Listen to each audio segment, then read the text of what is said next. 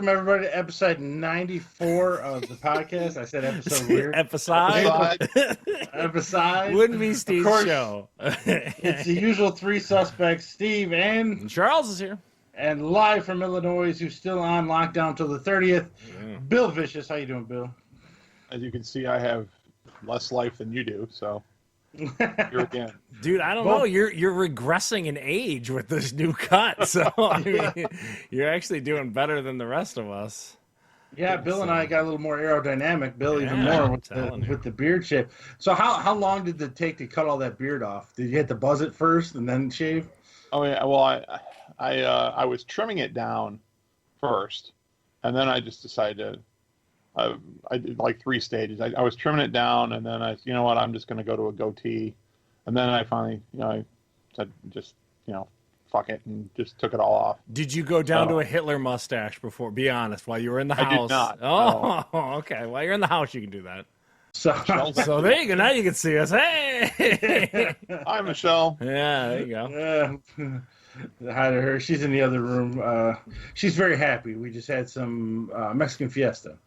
So they do it so you can't walk in. You order online, you give the credit card, then you pull up in the parking lot. They look for your little silver Equinox, and then they come out and give you your food with how Mexican Fiesta handles it. I had Himalayan Flame because it was Indian week for Lorna's geography, so we had Indian food on Friday. So there's this Himalayan Flame by me. And they have the front door, like, it's tabled off. So, like, you stand in the vestibule and kind of wait for them to bring their food out and stuff like that. So I had chicken tikka masala for the first time. It's pretty good, legit style. Like, that's so far. I've had some butter chicken and tikka masala is delicious. Butter chicken's got that cardamom vibe. It's very Indian, so wasn't as good to me. Is it spicy? No, I mean, it's got a little bit of heat to it, but nothing. It's especially for us three sitting in this room. You know what I mean? Like this digital room here, that we'd have no issue with it. Super tasty. And then that bread, boy. But anyway, the point was they keep you in the vestibule. As I was trying to bring it up for. So that leads us into our Corona because we got to talk about it all the time. It's on top of everyone's list, so different restaurants handle it different ways. But so far, BB's keeping it sanitary. Man, Steve's got to use his lotion. my hands are a little dry. BB, don't do that on your face, dude. It's freshly shorn. It's gonna be extra alcohol-y, dude. It's gonna burn. You start screaming like Kevin McAllister. So the paper checks are still nowhere to be found from the couple of guys I know that are waiting on them. They're taking their good old time to get here. So because they got to put Trump's signature on the bottom. Yeah, apparently it takes a long time to stamp that Donald Trump name on those checks. Brought to you by the Trump Organization. It takes a while to print that. Allegedly, they're coming. It doesn't look like we're going to get a second check, does it? It looks like they're going to just open everything back up and not give us any money. But they're also working on money for small businesses again, and I think that just got approved. Well, you mean those small businesses like Ruth Chris Steakhouse, Shake Shack, and all the other small businesses? Yeah. The real small mom and pop operations, as they call it. Whatever, dude. What a complete shit show that is, dude. And how did they assume that people weren't going to find out who got the loot, too? You know what I mean? Like, that's just so funny to me. Like, they thought they were just going to pull a fast one. They were going to be transparent, and they were going to list everyone that took loans. So they knew that going in. Yeah, that's crazy, man. I just started laughing when I saw some of those corporations. I was like, oh, yeah. Real, Joe's Mom and Pop Restaurant and Ruth Chris Steakhouse, Small Business Sunday. Well, I'm not familiar. What is Ruth Chris Steakhouse? It's a major chain of high-end. Yeah, I didn't know about that. It's similar to like a Morton's. Yes. Yeah. I haven't had it yet, but I'm hoping to have it sometime in the near future. Well, I don't know. These small businesses are struggling. Apparently they have something enough to stay in business now. So. It's so funny. See, they were saved. Got to support those mom and pop shops. So, and then of course it's still going on now. The lockdowns got moved. So Michigan, we're up to the 15th. And what is Illinois up to, Bill? They're going to be locked down? May 30th. May 30th. And have they opened up some different stuff for you guys? The changes for us don't start until May 1st, but they are opening up a couple. I can't remember exactly what they are, but it's not as extensive as some, like they're not opening up hair salons or like they are in Georgia. Yeah, they are requiring, because they hadn't before, they are going to require face masks. Yeah. If you're in a public place that you can't socially distance in. So that's a new addition. I think that's good. At this point, if you're not wearing a mask, dude, like how hard is it to just throw something over your face? If you can save an old person's life, like, I mean, how hard is it to just throw a scarf around your mouth? Like, really? Yeah, and I agree with that. They put that rule here in Michigan. So Holly and I went to Walmart. We had to get some groceries we were missing. And me and her, we wore the paper blue masks. Yeah. No big deal. But I swear only 30% of people in Walmart were wearing masks. It's that, to your point, and your next thing you're bringing, like, wearing a mask shouldn't be a political take. You know what I mean? Like, that's one of the things that's kind of just bums me out. It's like, it's not, okay, I get, like, I could see, you can make the justification, but they're saying, like, medical professionals are telling you that you might not know and you might not feel bad, but you could give it to someone who could really get hurt with it. You know what I mean? Like, it's just, it's a dick move at this point to not just cover your mouth, is all my take on it. Yeah, no doing the old school Safari Dave where he just sneezes and coughs right on you. Yeah, I mean, it's just crazy. I don't know. But to the point, Gretchen did the same thing here, BB. We got the same rule, any public space. And so I'm an essential worker, unlike Steve, who's just sitting at home. I actually go somewhere. No, I'm just talking trash. But, like, I got to go somewhere, and it's tough. You know what I mean? To work 8 hours a day wearing a mask can get a little old. But when I'm in the back of the house, as it's referred to in my industry, I'll pop it off and stuff like that. But, you know. What do you want? Daisy just want to say what up. You guys do Downton Abbey speak there at the hotel? What do you mean? I'm sorry. The old British manor back of the house speak. Yeah, that's been an industry term. Heart of the house is what they changed it to kind of to buzzword it up, as they started saying, like, heart of the house and all that kind of stuff. So I don't know. Just wear a mask, people. You can get a cheap cloth one. You know what I mean? Like Steve's saying, you could even reuse. You could even reuse like some of the cheaper ones and stuff like that. Just, everything for this thing points to it's a respiratory issue. Don't breathe on people. So anyway, I just lick their foreheads. Yeah, I mean, that's basically it, and all the doorknobs as you walk in. Yeah, pretty much.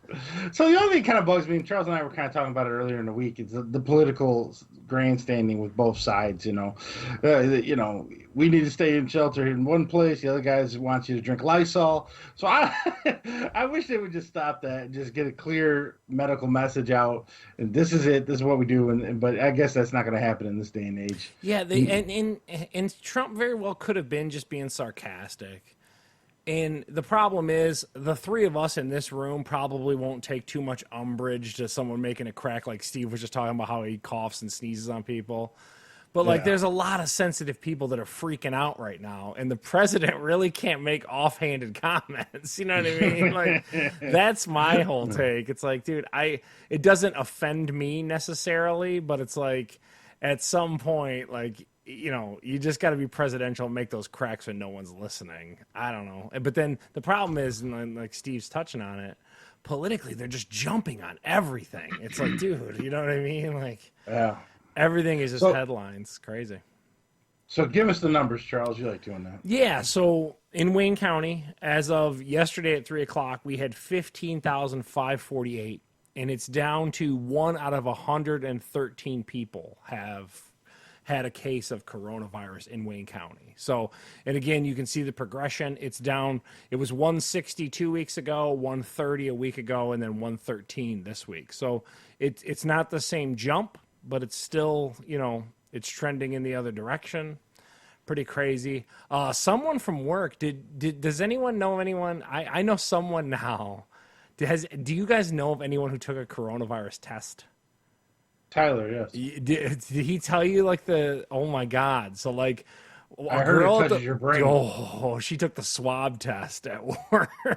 Dude, it's like it's a rough. 8-inch long swab that goes into parts of your nose you didn't even know you had, dude. It's just, it goes in, and it is one of the most brutal. She's like, the guy even kind of prefaced me. He's like, hey, just be aware. And he goes in, and he's like, okay.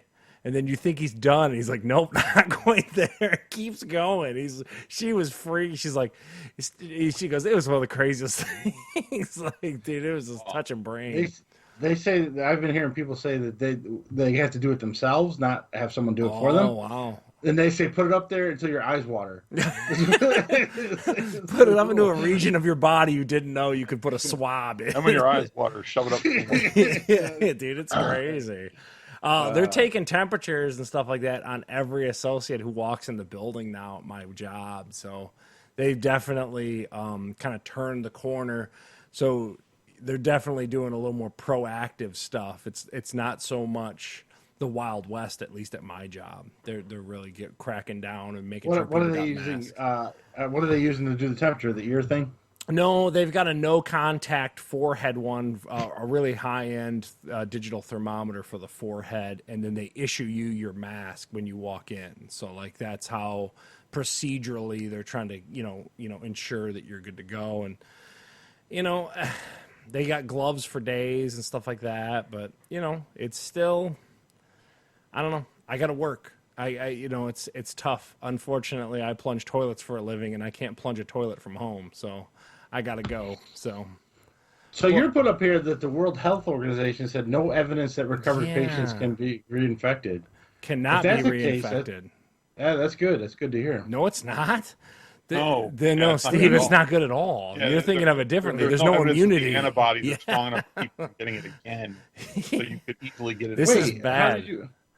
No evidence. No evidence that they cannot be reinfected. Oh, okay. That's not good, Steve. Yeah, I read that wrong. This is when I read this, I was like, ooh, man, because like the world was kind of pointing to that antibody test to be, the saving grace for how you can really open up these economies again. So basically saying that your body fought it off and that you can, kind of get back to work and back to life. But, oh, man, I read that. I was like, that is not bueno. Because if you think about it, you can't be immune to the flu. You can definitely knock it out and get a, like a vaccine for that season. But, like, it doesn't give you permanent, immunity to the flu. So, sketchy stuff, man. So a question did come in. How accurate you think that temperature taking at your work is? I felt it was pretty accurate. I mean, I take a temporal one every morning when I get up here, and it's right in line by the time I get to work. I'm a little bit colder because I just came in from the outside, so I feel like it's pretty accurate. And like I said, it's not – I don't think it's one that is me and you can easily obtain is what I think this came from Corpo is what I'm trying to say. Like, I think this is – They paid top dollar for this thing. Yeah. This is not like – this isn't Walgreens off the hook, I guess is what I'm trying to say.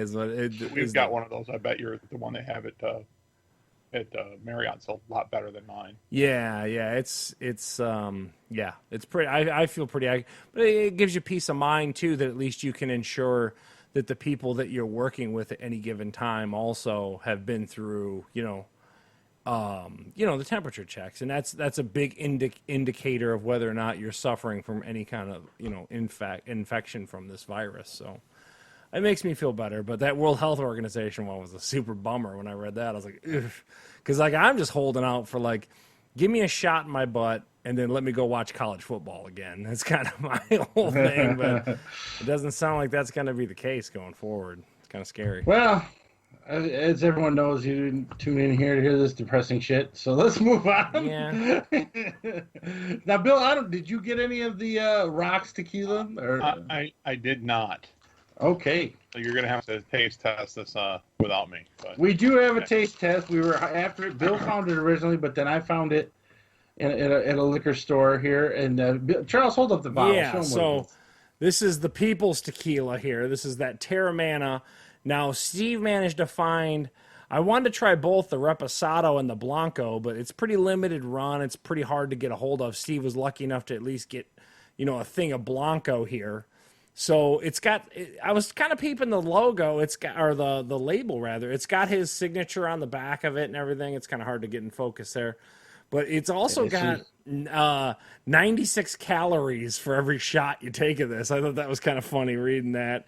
It also has his Polynesian vibe to it. It's got like a lot of the, that kind of that tribal art and all that kind of stuff on it and everything like that. So I give the bottle a big thumbs up. I was impressed by the work of the bottle. It seemed really nice and kind of quality. Nothing screams Polynesian than tequila. Yeah, but I'll tell you this much: if you follow The Rock, dude, he is quite a tequila connoisseur, man. Like he loves him some tequila. And good on him, kind of like the Connor thing when you're into something, or like even the Matthew McConaughey, if you're into bourbon and Irish whiskey, you get what you're into. But yeah, Steve's a big fan of that one.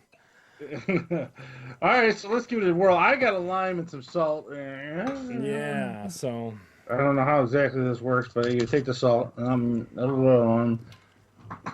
Good luck, gentlemen. Tequila is nasty. It is so nasty. I'm 100% in Team BV on this one. I will give it a shot here. God, I mean, so gross. Let me get a little more of that. Like, you're crazy. This tastes like shit. In a margarita is the only way I'll drink tequila. Yeah, and again, we touched on it the week before. My favorite tequila we've ever tried was that cheap-ass Jimmy Buffett or Margaritaville tequila, the Reposado one Steve had randomly. It actually tasted pretty good.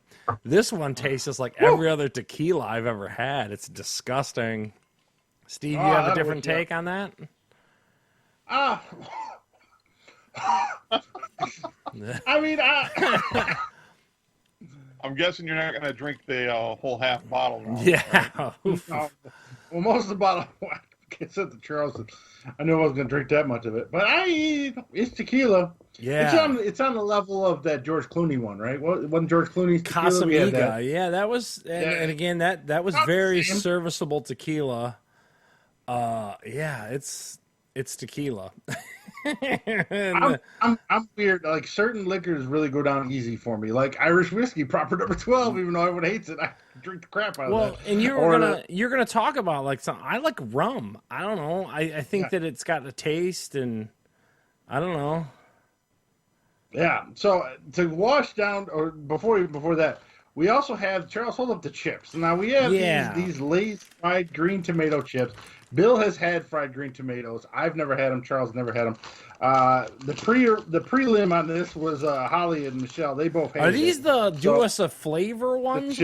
What are they here? Are they? Yeah, well, it says on the bag it's some kind of special flavor for some reason they put out. I don't remember. Taste, watch, and you could win the voice is what it's saying here. Oh, okay. So you can go to the voice if you eat these terrible chips. Yeah. Let me try this, dude. I don't know.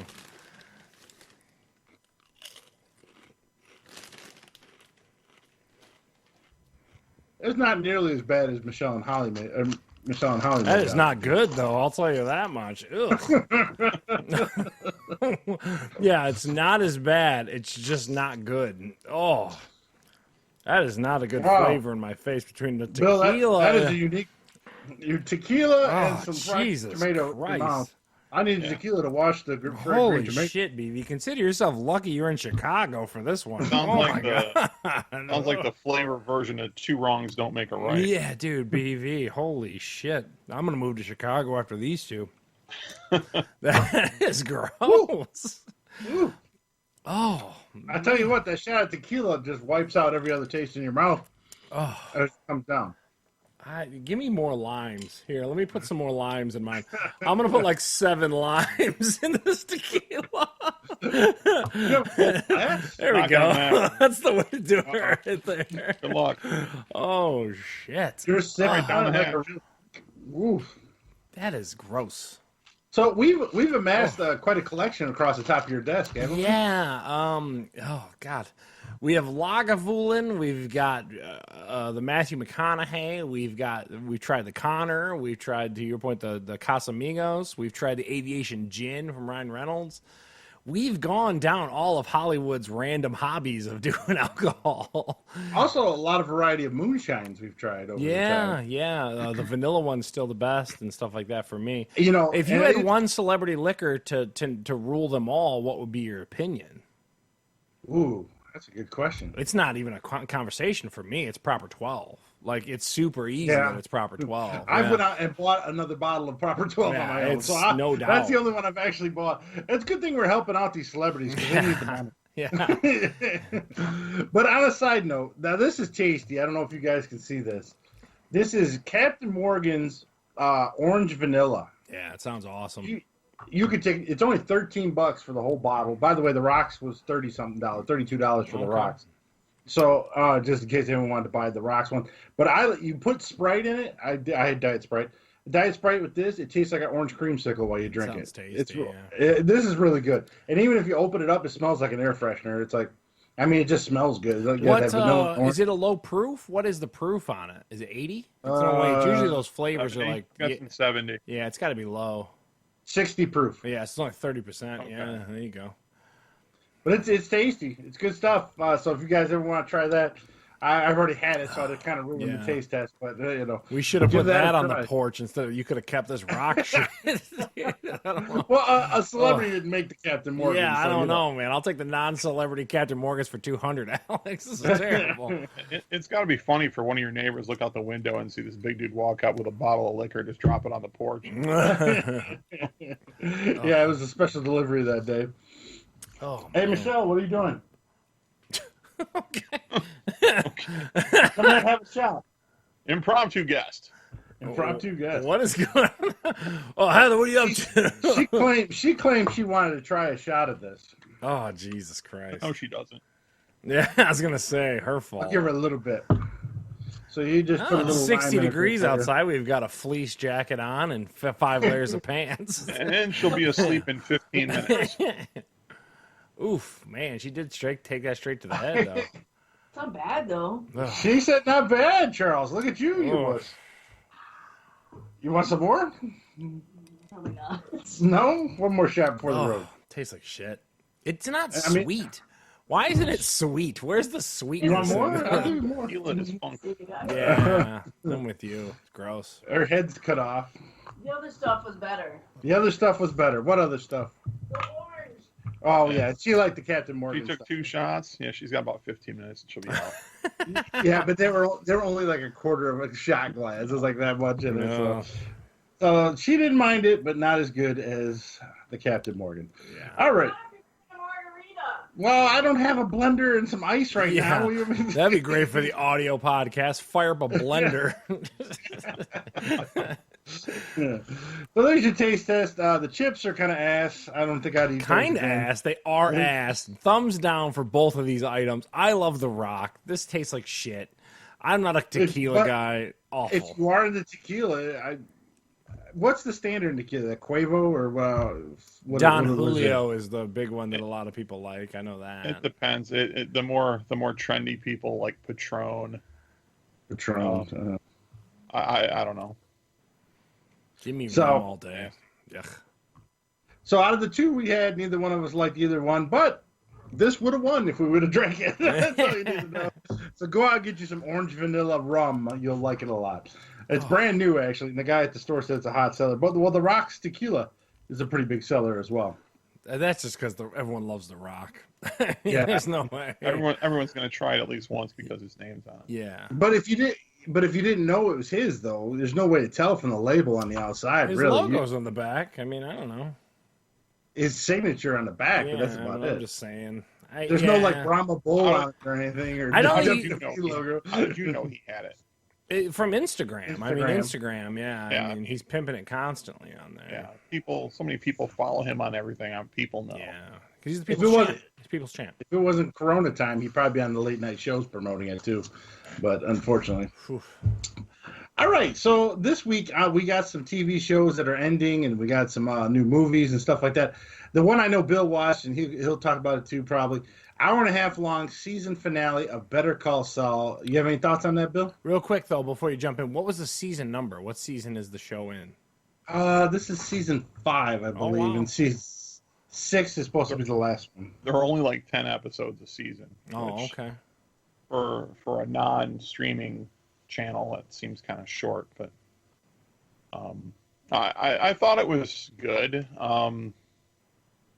The stuff the stuff that's going on with Kim is going a little bit far, and she's kind of I liked her as a character. The longer it's going, the deeper she goes into this craziness, the more she kind of I'm losing it. But I don't know. I'm kind of going into next season more curious to see whether I figure one way or the other, either Lalo is going to kill Nacho or Nacho is going to kill him.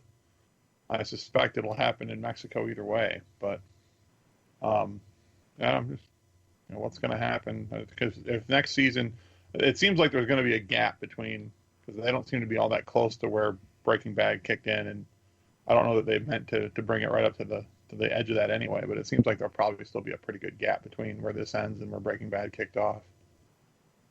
So. Yeah, I felt it was an hour and a half, and I think the last 20 minutes were great. They put a hit out on one of the main cartel guys in Mexico, and like that guy got away, and he ended up killing the assassins, and it was really good. But up until then, that hour was a little slow. I mean, it was pretty much Saul's married to a woman named Kim, and she's kind of going into the dark side. Like, she wants to frame people, and now that all this stuff has been happening with Saul. And that was pretty much it for them. And same thing with Mike and I forget the other guy's name at the chicken place. They didn't do much. They just talked to each other. Really, everything evolved around the Nacho and Salazar. Not Salazar. What is that guy's name? Laszlo? Lalo. Yeah. And that was the excitement of it. And it was an hour and a half before, and you only get the last 20 minutes got really exciting. I liked it. It was good. It was decent, but a little slow. Now, here's our problem. It's probably going to be a year and a half before the next season comes. They take forever between seasons. So, and then with the corona right now, I don't even think they're filming. So we'll see how long it takes to get the final season 6. I'd give it probably a 7. What would you give it, Bill? I'd give it 7, maybe about 7.5. Yeah. I think your problem with it is that you want more action. There's a lot of character development. They go pretty deep into the nuances of the character, which slows it down. And yeah, I don't, but and I really want that. Do you guys want the show to wrap? It sounds like it's at some point you guys it should pull the plug. Is that what you both would agree on? Is that what you're saying right now? It sounds like it. Yeah. Yeah, it kind of has to. If not for Breaking Bad, I'd have been fine for it to continue. Oh yeah. Yeah. But it's gonna run up into that other timeline of Breaking Bad, so they have to wrap. Like Bill was saying, Nacho and Laszlo, they're probably gonna end up dead because neither one of them show up in Breaking Bad, but all the other cartel guys do. So you assume that, and then Kim is either gonna divorce and move away or die too. So that's the only. It's just like the Star Wars prequels. You know where everyone's gonna end up, so it's like, all right, let's just get there. But it's better than the Star Wars prequels. Now, the next one I saw on Vudu for $6. I rented the movie The Gentleman. This is the Guy Ritchie movie, right? Yeah. Yes. I've come to believe that Guy Ritchie is like the English version of Quentin Tarantino, and I like his movies. And the problem is he tells those guys, they're all British actors usually, just lay on the accent thick. So sometimes it's like Peaky Blinders. Sometimes, what'd he say? You gotta listen, But it was a good movie. Matthew McConaughey is like a genius that went to Oxford from America, and then he ended up staying there and becoming like a major marijuana drug lord. He only sells marijuana. He doesn't do any other drugs. And he's getting to a point in life where he wants to get out and sell, but then a big conspiracy thing happens. He ends up getting in a fight with other gangs. And, and it's like typical Guy Ritchie stuff. Quick cuts, catchy music, quirky characters, stuff like that. I don't know if you guys like that kind of stuff. I don't know if you've seen like Lock, Stock, and Two Smoking Barrels is a good movie. Yeah. Yeah, it's a lot like that. So, and Colin Farrell steals the show, I think. He plays this like gym coach that's kind of crooked. He's really funny. I liked it a lot. I thought it was a good movie. $6. I get it for 30 days on Vudu, and this is going to lead to some news later on. But it's not 30 days to start watching it and then 24 to 48 hours afterwards. You can watch it anytime for 30 days. Yeah, I think so. Let me double check that. Because iTunes, I got 30 days to start it, and then after I start it, I've got 24 hours to consume it. I wonder if Vudu's got to have a similar deal. Because if not, I can download that Vudu app just to have it for that long. I'm not seeing it, so it did disappear. So yeah, maybe I had 30 Yeah. days to watch it. Yeah, you can like you were start it saying. for a month, and then once you hit play, you've got 24 to 48 hours to actually consume it, and then it disappears off your rentals. But it'd be cool if it hover for a month, though. That'd be kind of cool. Yeah, but I liked it. I thought it was good, quirky, with a lot of quirky characters, a lot of good English dialogue in there. So I give it a big thumbs up. I probably 8 out of 10. Very enjoyable. Kind of, it's nothing you haven't seen before. Hugh Grant showed up. He's like this slimy paparazzi guy who's trying to frame Matthew McConaughey. So it was all good. I liked it a lot. If you guys get a chance, if you're bored one day, check it out. I'd rent it. It's even worth the rental, probably. One of the better movies I've seen this year, to be honest. Probably up there with Bad Boys for Life, just to put it out there, because we haven't talked about that in like 10 minutes. Yeah. So big thumbs up to that one. Now, Bill, I know the show's not over, but have you seen any of Michael Jordan's The Last Dance? Yeah, it's supposed to be a 10-episode series. They showed the first 2 last Sunday night, and you can tell it's in the 30 for 30 kind of style, which I like a lot. They do sports documentaries right for the most part, and what they're doing right now is they're setting everything up. So the premise of the documentary is that the last season that the Bulls were together, so this would be the 97-98 season where they won their 6th championship. The Bulls allowed, I guess, unprecedented access to the media for the entire season. And so they're starting, setting up all the turmoil that was in place at the beginning of that, at the end of the previous season, the beginning of the new season, and then giving you a lot of background. So they're jumping, they would talk about some of the issues that were going on as the season was getting ready to start. They'd go back and they do some background on, some example, how Jordan got to a certain point.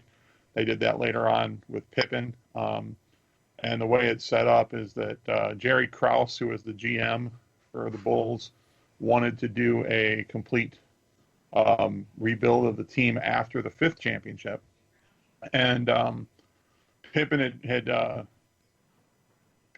had signed a very unwise contract. In '91, he signed a 7-year, $18 million deal. They wouldn't renegotiate with him, so he decided this was the last year of the contract and the last year of the he decided that he had an ankle problem that needed to be handled, and he decided to wait until right before the season to have it done and miss the first 2-3 months of the season. Krause had admitted or had declared at the beginning of the season that it was going to be Phil Jackson's last season no matter what. And so there's a ton of turmoil. Jordan's coming out and saying he won't play for another coach in Chicago, and Pippen's blowing up at the GM. It's even for someone who follows this kind of stuff pretty closely over the years and consider myself to know a lot about sports stories and whatnot. There's a lot of information even in the first 2 episodes that were completely new to me. So I'm, even though I was never a fan of the Bulls, very much into it. I'll continue to watch the whole thing. Can I ask you a question real quick? I didn't mean to cut you off, Steve. I'm sorry. I just had a question. Go ahead. So it's a 10-part documentary. How are you consuming it? When is it on? I missed it somehow. So that's why I'm asking, because it's 9 p.m. Eastern on Sunday on ESPN. So one a week for 10 weeks? Well, they did 2 the first week. I believe they're only doing 1 this week. Okay. I DVR'd the series, so I actually ended up watching the 2 episodes Monday instead of Sunday. But yeah. It sounds great. It sounds like great inside basketball, like in those locker rooms, and they're playing, GM against coach, and then like the future's coming, but it's inevitable when you got these stars. It sounds great. I just missed it and was kind of confused on where it was and all that. That's why I brought it up. Yeah, Steve, you had a question? They're better. It doesn't cover any of his personal life. It's just strictly to the year of the Bulls. Oh no, they talk whose personal life? Jordan. Oh no, they talk about and so far they built up, kind of how he got to this point. There's conversation with his family members, and same thing with Pippen. They go into Pippen's family and how, Pippen really wasn't much of a basketball player, and then suddenly had a giant growth spurt. And next thing you know, he was like an NAIA at Central Arkansas. Suddenly he was, went from being like a 6'1" guard who really wasn't all that good to being 6'7" and, top 5 pick in the draft. They spent a lot of time talking with Jordan's mother. They had old footage of his father. They haven't, I think, if I guess where you're going with this, they haven't said anything at this point that would mention anything about his dad's, murder, or the speculation that it was some kind of payback for unpaid gambling debts from the mob. But the way it's going so far, it wouldn't shock me at all if they touch on it. That's cool. So, I mean, is each episode kind of a slice of a year? How are they framing each episode? Is each episode kind of a year or a subject? How are they doing that? Well, the first episode they kind of went through. They started it with the with right at the end of the championship series the year before, and they're talking about they're right immediately literally they just won a championship, and they're in the press conference afterwards, and they're asking questions about whether the team's going to get blown up, and they kind of work it forward, and then there's a lot of they go back and give you backstory, so it kind of moves around. It appears to be going in a chronological order. The general theme kind of moves you along, because the second episode took you into the beginning of the season and the troubles that they were having winning games without Pippen, and Pippen just Jordan was bothered with Pippen because he thought Pippen was being selfish, and Pippen was like, I'm sick of taking shit from everybody. I'm just going to take care of myself for once. So it's gotten kind of close to the time where he's going to come back. So I believe it will go sequentially throughout the year, but the way it's going back to it's sort of filling in backstory as they go. It's, if you have a problem with him jumping back, from backstory back to present time, back, then it might be a problem. But I liked it a lot. Sounds really good. Yeah. And you're in for the next 8 weeks. Yeah, I'm going to watch the whole thing. All right, so when the show ends, then we'll have to give you your final review on it. But as of now, right now, everyone's enjoying it. Hour-long episodes, is that what they are? Yeah. Okay. So there you go. Michael Jordan, The Last Dance, ESPN, 9 o'clock on Sundays. Charles now knows. I imagine you could probably watch the old show on demand. And again, to BV's point, those 30 for 30s, their form of storytelling that they use in those 30 for 30 documentaries is really compelling. Yeah, they're really top-notch. I really do like them. I'm with BV on that. I've seen very few that I didn't like. Yeah. And if I didn't like them, it usually wasn't because the way the documentary was done. It would either have to do with the individuals that they were covering, or the story wasn't subject matter. Yeah, but they do those really well. So next, we went back to Netflix. I know I did. Charles beat me on it. He had 2 more extra that I didn't see. So this week, they launched the 2nd season of Ricky Gervais' Afterlife. And like The Gentleman, this is very British. They really like to put on their accents on this one, too. 6 episodes is a man dealing with the death of his wife. I enjoyed the show. I like it a lot. Charles, what are your thoughts on Afterlife? Yeah, I was remiss. I didn't put on my 20 for 20 or my 2019 list as me and Steve were kind of putting it up, and I hit back. I really enjoyed that first season of the show, and I got to tell you, the second season's taken off right where the first season let off, and I am something about Ricky Gervais and like his form of sarcastic assholeness just is perfectly spot on for me. I can't get enough of him, and like when someone starts talking about like following horoscopes in front, and like it's so funny, and then like talking about God in front of the guy, and he's just. And he plays it super straight, and then the postal service guy is just it's a really good show. Yeah, dude. It is a gem of a show that's on Netflix, man. It smells of like an HBO show, and with the Ricky Gervais trappings and everything like that. But it is really a gem on that service. I'm sure Steve thinks the same way. Yeah, I like the show a lot. There's only 2 things that come to mind on that show that kind of sticks with me. The one's a little bit of a knock, but don't get me wrong, I still like the show. I'll give it 8 out of 10. He's made no progress. Like By the end of the second They season, blew he's out just the stuff with the girl. Yeah, I know what yeah, you're talking he's about. just as depressed by the end of the second season as he was at the end of the first season. Usually, you want to see a progression with the character, and really didn't get that. That's number one. You could make the argument that he is progressing because he took did you see the whole second season yet?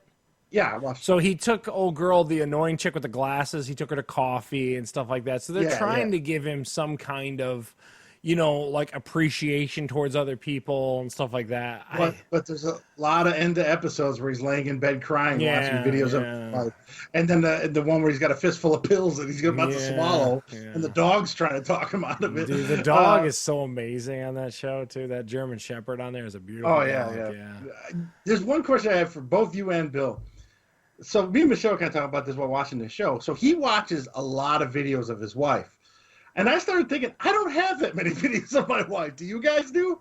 Like, if one of your spouses were to die, could you watch hours of video? Do you have it?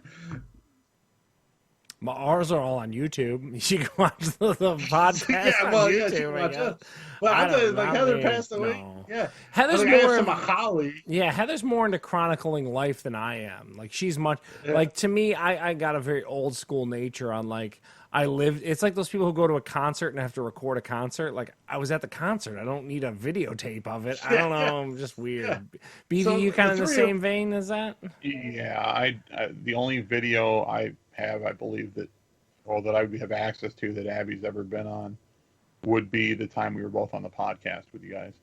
I don't take a lot of pictures, period, but never did. And videos, to me, I'm also not the type that goes somewhere and has to take 6 million pictures every time I see something. It's just not, because I'm not doing it for anybody else. It'd be for someone else's benefit. I'm not going to go back and look at it. Yeah. Kind of like, I was there, I experienced it. That was enough for me. Yeah. Think about it from the Ricky Gervais's character angle, right? If she hadn't passed away, he'd have like a vault of all these boring home videos that no one would ever. And these aren't sex videos. Yeah, no one's watching that. If she laying around on a couch, it looks amazing because she happened to pass away from a terminal illness too young. But like, short of that, if they were like 80 and he still had like their weird wedding video, I don't know. Yeah, I mean. Like I told Michelle, I can watch the wedding video and then maybe we'll have 30 other seconds to watch. Then I'm done with you. I have no other videos to watch. I can watch our podcast. But... Did you guys have your because I didn't even have our wedding videotape. Did you? No, we just had a still photographer. That's all we had. Yeah, Charles converted it to DVD. No interest in having a video of the wedding. Yeah, I'm not like I'm going to go back and rewatch it. Yeah, it's tough. My daughter ran into a kick of watching it. I tell you this, but back to the point, Steve gave it an 8. I'm a little bit higher. It's that good to me. Like, as soon as it premiered and they did a push notification, me and Heather were all about it. I'm a 9 because it's just so good. It's right up there. And again, I was remiss for my last year top 20 or top 10 and left that off. I brought it up later. And it was one of those things where it premiered so early in 2019, I kind of just forgot about it by the end of the year. But man, I love that show. It's great show. And it's only 6 episodes, half hour an episode. You can crack through it pretty quick. So spoiler alert: his father passed away this season. Yeah. I told Michelle as soon as the second season ends, third season, his dog's gonna die. I guarantee it. His dog is gonna pass away next season because he can't have any happiness in his life. Yeah. But so that's Afterlife. Ricky Gervais season 2. Charles gives it a 9. I give it an 8. Now there's parts that are emo, so it's not all happy-go-lucky stuff. So, but just some of those things, and to the point, if you have Netflix, this should be one of the shows that you watch. I think Steve would agree with me on that. Like, if you got a Netflix sub, you're doing yourself a disservice by not watching it. So here's a funny thing, Charles. I don't know if you're aware of this. So on my recommended list came up a show called Derek. This stars Ricky Gervais as a special needs worker in a group home with a lot of people from that Afterlife show in it. And so me and Michelle were like, oh, this has got to be hilarious. It was terrible. I've never even heard of it. I tell you what's good with him is the OG Office. Yeah, I never even heard of it, honestly. The OG Office and then Extras is really good if you have an HBO subs. Those are both really good, too. So... Now, the other thing came out on Netflix this week, and I was going to save it for next week because I didn't get a chance to. I watched The Gentleman. So, Extraction with Chris Hemsworth. Charles, has he broken the Marvel curse and made a good movie? Here's the thing, Steve. So, he made No, well, I don't want to come off as negative, but it's it does nothing original. Does that make sense? Like, the only thing that it did original is it bit onto the 1917 vibe. It did a lot of one-shot stuff that I'm a huge fan of, and Bergeron made fun of me for always talking about it, but like I can't get enough of that way that they filmed that movie. But in this movie, they did a lot of that. But like it's one of the so like he's like a hired mercenary to go pull back and this time they put it in India, not South America or Central America. It just does nothing. It's just one of the most basic movies. And you're just sitting here watching this going like, it's a completely decent movie and we're all stuck in home right now. But like the world did not need this high budget Chris Hemsworth, like generic mercenary movie. It's really, I don't want to come off as bad because like, I think that if you watch it, Steve, you'll be like, yeah, it's okay, but like, you know what I mean? Like it's not like one of these movies where you're going to come on this show and you're immediately going to go like, oh man, I saw the craziest thing. You're just going to go, yeah, it was, it was serviceable. And like Chris Hemsworth comes off like a badass. He's built for the part. You know what I mean? Like it checks all the right boxes, but like there's 3,000 movies that are checking these boxes is all I'm saying. So it's the definition to me of a Steve Six. Like it is the personification of like Steve's constant Steve Sixes, where it's just like it's that's where most of Netflix lives is in Steve Six. yeah. I would definitely argue take those 2 hours and put it towards Afterlife would be my point. Did you see the movie Ben Affleck where they went to get the cash in Colombia? Is it on the same lines as it's that? It's a little better than that. I will say that. It's better than that Ryan Reynolds weird Tokyo Drift movie that they did too. Yeah. It's better than those two, but like again, they're all just like, you know what I mean? Like you would be shocked if these movies made a ton of money in the box office, I guess is what I'm trying to say. Because like when you finally, it's like what Denzel Washington used to do back in the day. He would do like a really amazing movie and then like 10 of those in-between movies. This is like one of those Denzel Washington in-between movies is what I think it is. It's just generic. The Russo brothers, are you familiar with them? They did the Avengers Endgame and Infinity. Yeah. So one of them wrote this movie. And then the guy who directed it is a stuntman. So so they're like a lot of people are comparing it to John Wick. It's got some good visuals, and like I said, like the one shot thing, but it's just the whole time you're just like, okay, I can see everything coming a mile away. It's so generic. Is like I just can't. It's like if it starred Jason Statham, it'd be the same movie. If it starred, all the way back in the day to Sly and all, it's just 100% Gennaro is what my issue is with it.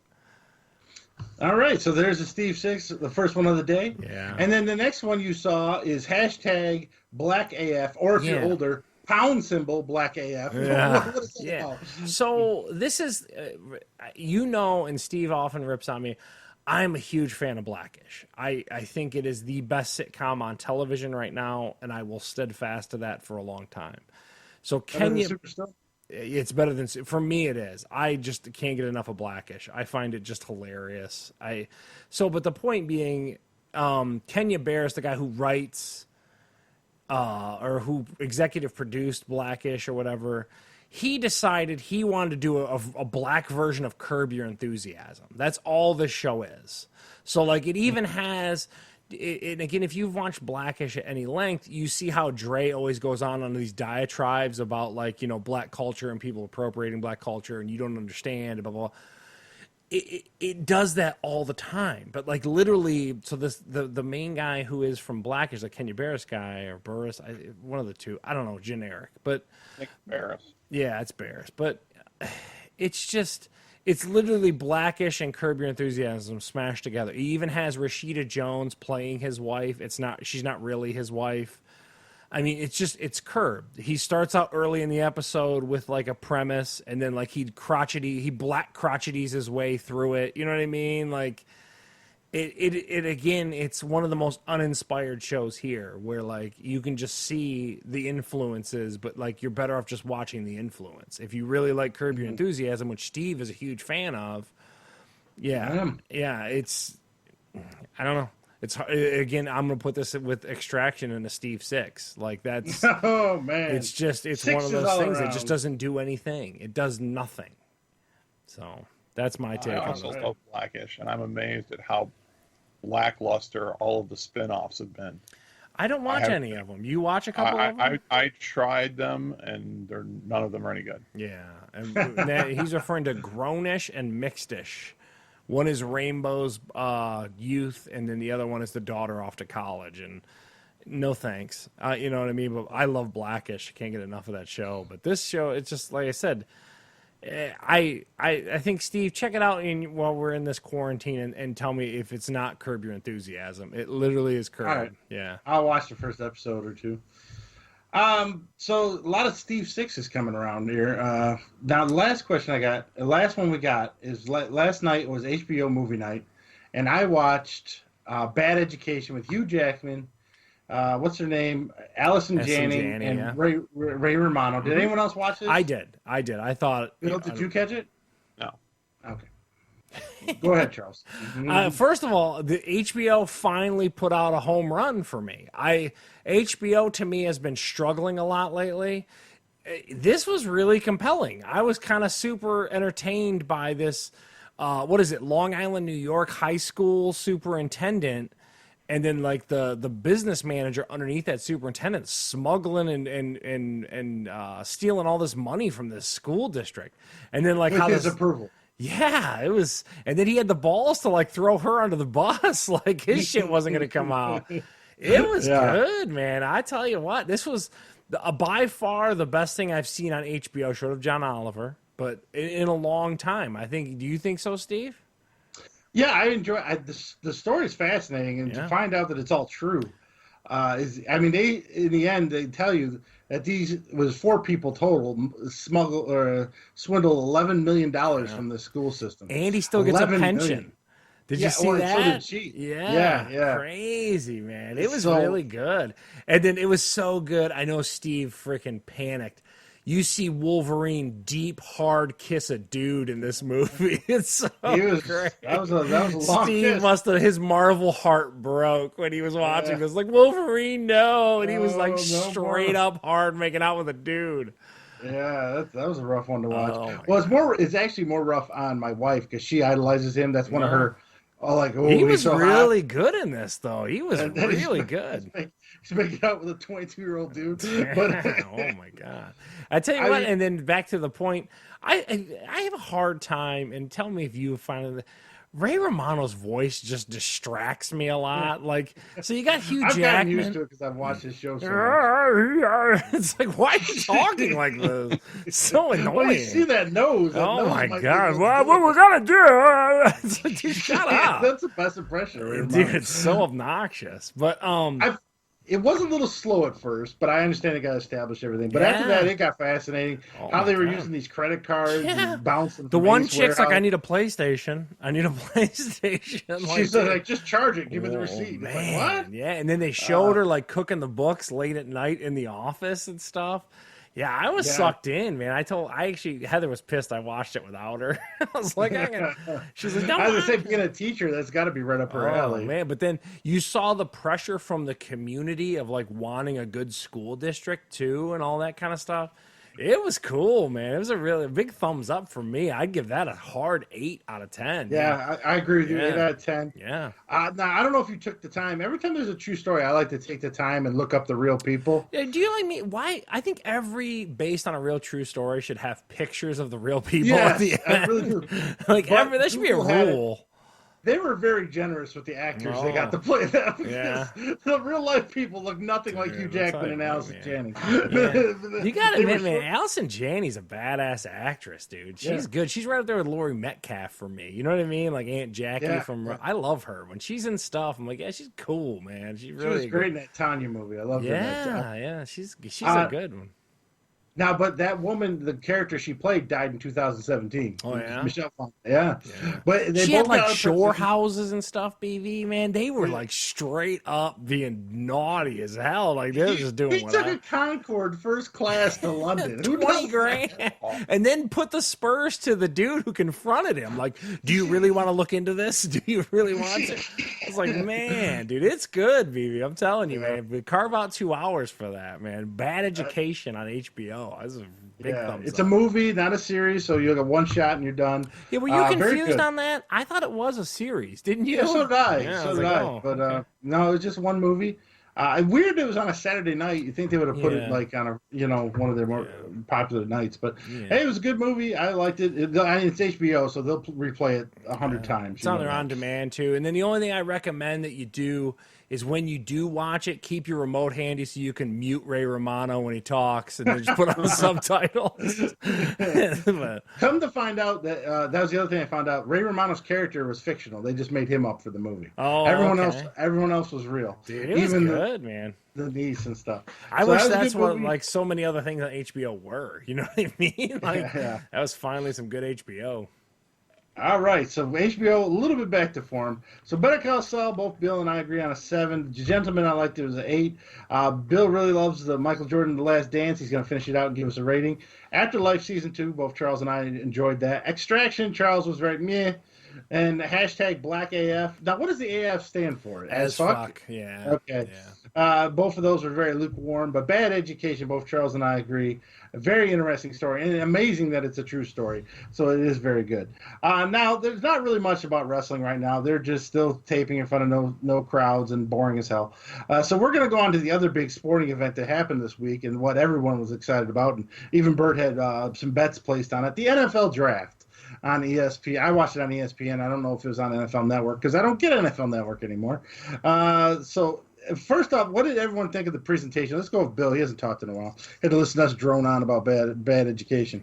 So, Bill, what did you think about the presentation and the start of the draft? I think considering what they had to work with, it was okay, but there were certain parts of it, and I didn't watch it in its entirety, even the first night. A lot of really delayed things, like when they try to show the feed into the players' house when they were, after they're picked, and you see them just kind of sitting there, and then a couple minutes later, you see them reacting to the phone call. A lot of lag. But, I mean, considering that this is, I guess until the next couple weeks when UFC does its craziness, the closest thing to any kind of real sports news we're going to get in the near future. So it was okay considering, I guess. Charles, do you have any thoughts? I mean, from someone who produces this dumpster fire every week that we do, I'm not going to break their technical balls. I'll be honest with you. Like, I understand how annoyingly hard it could be. Logistically, the one thing that was crazy to me, and I think people were spot, seeing these coaches at home and like just seeing the reality of some of that stuff was pretty compelling. It took away some of the genericness of the draft.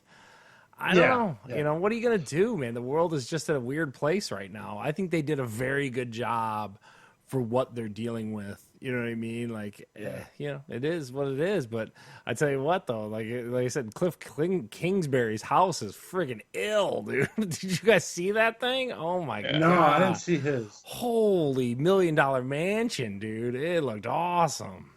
The one that stood out to me was Mike Zimmer from Minnesota. It was like a mountaintop resort. He had a giant fireplace and all these dead animals. Yeah, it was cool, man. What about Bruce Arians just chilling and shit over by the patio? Yeah, man. I thought that was kind of compelling. I don't know. I thought you guys got a kick out of that. I know I did. I was just like, man, you just don't see that kind of stuff. And like I said, it is what it is. I mean, the show must go on, Dana White. So you know what I mean. So we'll just go over the top 10 because we're not going to the first round. It'd take forever. People have seen it already. So no surprise, Joe Burrow goes to Cincinnati. Everyone saw that coming. Good luck, buddy. Yeah, you're gonna. Well, they got need a good receiver in the second round too. Mm-hmm. Chase Young, defensive end from Ohio State, went to Washington. Now this one, Bill, you're not here, but if you listen to local sports talk, which I haven't seen much because I've been home. But the fans wanted Tua, and then You're not the gonna Lions get representatives Tua. Come on. came out and said they're not going to take Tua. So they ended up with Jeff Okudah. This is a cornerback at number 3. Might be a reach. I don't know. They were allegedly going to try to trade down. Obviously, that didn't happen. So they got their cornerback. So it's always the Lions. They make draft day fun. Andrew Thomas. There was some tackle. drama though with a trade between Bill O'Brien's Texans and all that. I saw all that. Yeah, that was the late round. If you read the article, it's just a bunch of bull. Yeah. Just them being stupid because they used to be friends, I guess. So Andrew Thomas, offensive tackle, went to New York Giants, and then Tua Tagovailoa ended up going to Miami. So what is good luck to everyone? him. Pause for a second there. What is everyone going around the room? What do you think of that BV? What is your opinion on that? Any opinions? On Tua? Yeah, going to Miami of all. What do you think? I think it was about where I expected him to go. I mean, you want to talk about a crapshoot. I mean, they did actually, I guess, get to choose the doctor that did the follow-up on him. So they have some idea how his hip is. But anybody, I think, that would try to speculate on how he's going to hold up is, I mean, you're throwing darts at a dartboard. If his body holds up, I think it's a really good move. If not, then, Yeah, big bust. he better be healthy because Miami's line sucks. Yeah. So he better be really good at scrambling or he's going to die. Well, they were smart to pick up a tackle later in the first round too. So. Yeah. So at least they're conscious that he needs some help. Yeah. Did they also trade for like Matt Breida? They might have. I think they did. I think the 49ers for like a 5th round draft pick traded in Matt Breida to the Dolphins. So and then in the 6th pick, now this one I found weird. It's just like Sam Donald. When everyone told me he was great, and then when Charles and I saw Sam Donald in person, he throws 5 picks and loses 49-20. And Justin Herbert from Oregon, the handful of times I've seen him, he's thrown tons of picks. He got destroyed. I don't know. I guess he's good. Justin Herbert going to the LA Chargers. So they replace Phillip Rivers with Justin Herbert. Does anyone agree with me on that one? Does anyone see a star in Justin Herbert, or am I missing something? Is this a best available though? Is what I would argue, Steve. I mean, they had to pick up a QB. You know what I mean? Like at the end of the day, I think they just went. They kind of just ticked off the list of like who's left. Oh, Herbert it is. You know what I mean? Like I don't know. Yeah. What are you gonna do? BV, Yes. you think? Yeah, I think they probably had to make the pick, but I guess the one thing you could say for him that the other two don't have is he's going to have weapons right away. I don't know how their offensive line, they had a lot of injuries last year, so I don't know if they'll be better or not, but he's probably got the best surrounding cast built in of the 3 of them. But yeah, I'm with you. You heard about how he was, at one point the consensus number 1, and he was the best quarterback in college football. And then anytime when I saw him play against good teams, he had down games. So yeah. And then this next one is the one I thought the Lions should have took. Derek Brown. He was that big defensive tackle for Auburn. I watched him play against LSU. I watched him play against actually Oregon, and he played really good. He's a good player. I guess the Lions don't like defensive pass rush. So Derek Brown goes to the Carolina Panthers. They got to pay him too much a year or two from now. Maybe that's the other thing too. I don't understand. I mean, the guy was a beast when I saw him, and these were in big games. It wasn't like he just showed up against Alcorn State or something. So, and then Isaiah Simmons, outside linebacker, went to Arizona. He was from Clemson. Did you guys see this? This is when the mom ripped the white girl off of this guy. Did you guys see that? That was so funny. I'm dying. Who was the white girl? That's what his woman did. I don't know, but mom wasn't having it. Move your ass, white girl. That shit was great. C.J. Henderson went to Jacksonville. Of course, they needed another cornerback. Jedrick Wills Jr., offensive tackle, went to Cleveland. So Cleveland. And then I wanted to put down the teams we all like. Yeah. And the Falcons took a cornerback, which made sense because they cut the True Font. But then the Pittsburgh and the Bills didn't even have a pick in the first round. They were chilling. So the Bills lost their first round pick because they traded for Stephon Diggs. Oh, all right. That's why they didn't have it. Back, yeah. Then we just go with the top 5 in the second round. We had Michael Pittman Jr., wide receiver, went to Indy. Now, this next one I do kind of like. DeAndre Swift, running back, went to the Lions. They need a running back. Bill, what are your thoughts on this guy? You watch more SEC than me and Charles do. You know what? Like, and I was reading on NFL.com. I think their spot. He could very well be the best value in the draft. Like, he could be a big time running back. Oh, okay. His dad's jacked too. Did you see his dad? They kept showing, his dad's built like a brick shit house. That's what they kept showing all the time.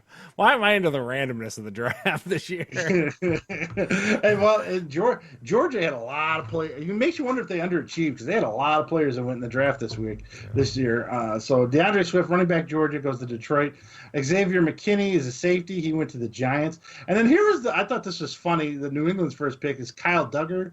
I don't know who he is. He's a safety. Went to New England. New England always drafts the most random people I've never heard of, and then they become all-stars. And then finally, this guy was from Penn State. How do you say his name? Yeter? I don't know how you say it. Gross Matos, defensive end. Penn State went to Carolina. So Carolina got 2 big defensive guys. Their defensive line just got really good down there in the NFC South. So again, the second round, the Falcons took a defensive tackle. They took the other guy out from Auburn, Marlon Davidson. Now here's where Charles comes in with the Pittsburgh Steelers. They took Chase Claypool. Yeah, from Notre Dame, baby. Yeah, so that's cool. That's cool to see all those prompts to me. It was like, like Notre Dame hit me up, and then Pittsburgh. I was like, oh, yeah, that's cool. And then Bills AJ Espinoza. How do you say that, Bill? Epinesa. Boy, I'm struggling. Defensive end from Iowa went to the Bills, and that was their second round picks. You can always look up more. But then I added in some highlights. So one of Bill's favorite, Jalen Hurts, he went to the Eagles. He's going to be backing up Carson Wentz. Jonathan Taylor, everyone remember him from Wisconsin. He had 5,000 yards. He went to Indy. I think that's a good pick for him, for them. J.K. Dobbins, that's the other running back from Ohio State. He went to the Ravens. So I thought that was a good pick. So in the end, from what you guys saw, I don't know how much you guys watched. I only watched the first round and then a little bit of the second. Anything weird or any really good picks you feel really stick out to you guys? All right. I was waiting for Charles to go. No, I barely watched it. I watched like the first 10 picks and was out. You know what I mean? Like the draft's unwatchable to me. It's literally a 10-minute read the next few days. You know what I mean? Like I don't watch the draft. BV's always impressed me, the fact that he can hang in there for that. Mel Kiper and Todd McShay can shut the up, in my opinion. You know what I mean? Like it is not good to me. A moment of silence for Todd McShay having to miss a draft because he's fighting Corona. Oh, I didn't know that. I can't remember the guy's name now, but I was surprised that the Packers traded up in the first round to pick a quarterback. Yeah. Oh yeah, I forgot about that. That was a little shocking. Love. His name was Love. I don't forget. Yeah, from like Utah State or something like that. Yeah, it was a weird one. Yeah, I didn't quite understand that. It didn't make a whole lot of sense.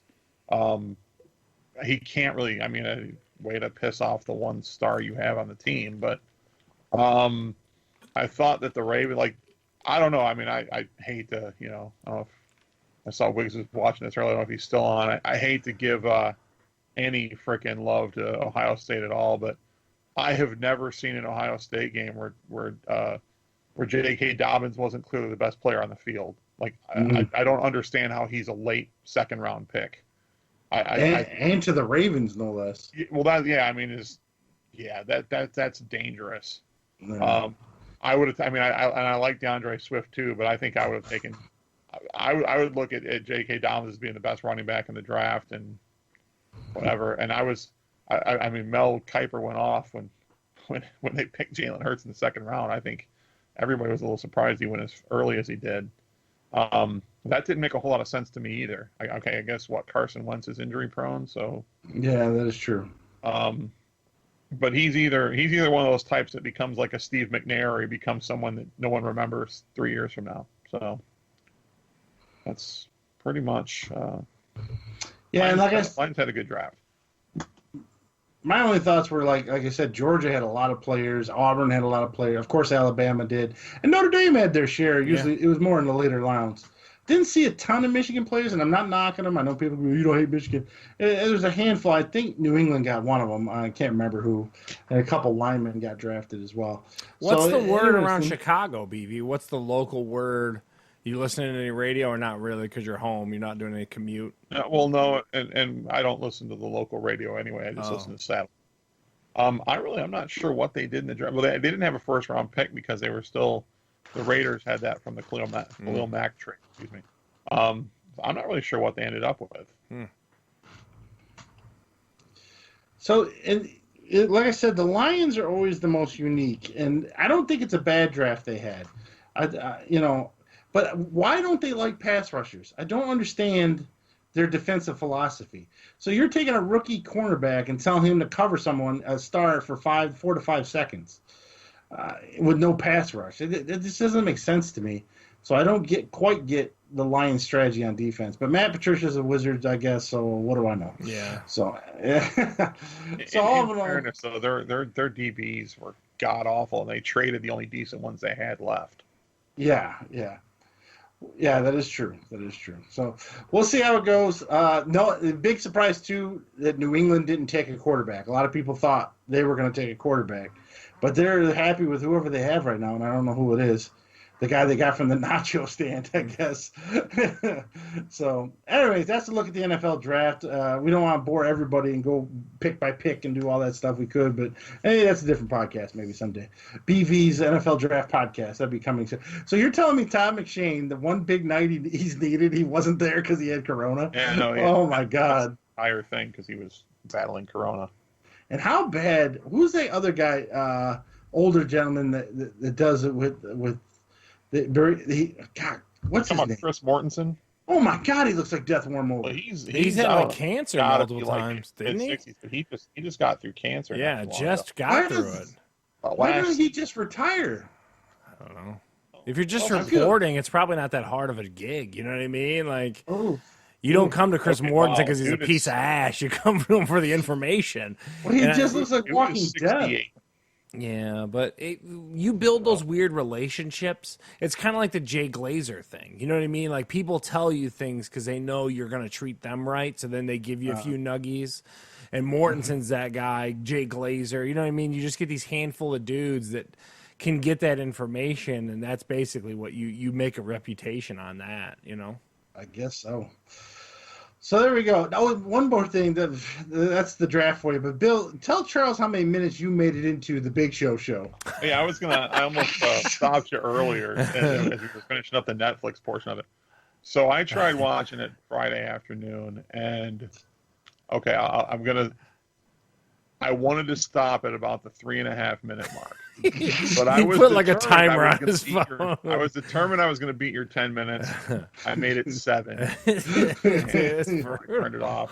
It wasn't even just that Big Show looked like he was reading or had or like they had to continue to cue him on his lines or whatever, and he was, it was horrible. But everybody else on the show was overacting like to the nth degree. It was ridiculous. Dude, it's a bad show. First of all, do you think his wife in real life, refers to him always by show? Really? I mean, it was. Wouldn't call him Paul. Yeah. I mean, just the few minutes I saw was the worst piece of gratuitous, badly act crap I've ever seen. that made. I know you guys have made commentary about Mr. Iglesias, the freaking fluffy comedy, which was. It was bad too. It made that look like a frickin' Emmy winner. Yeah. That might have been one of the worst frickin' first pilot episodes or whatever I've ever seen.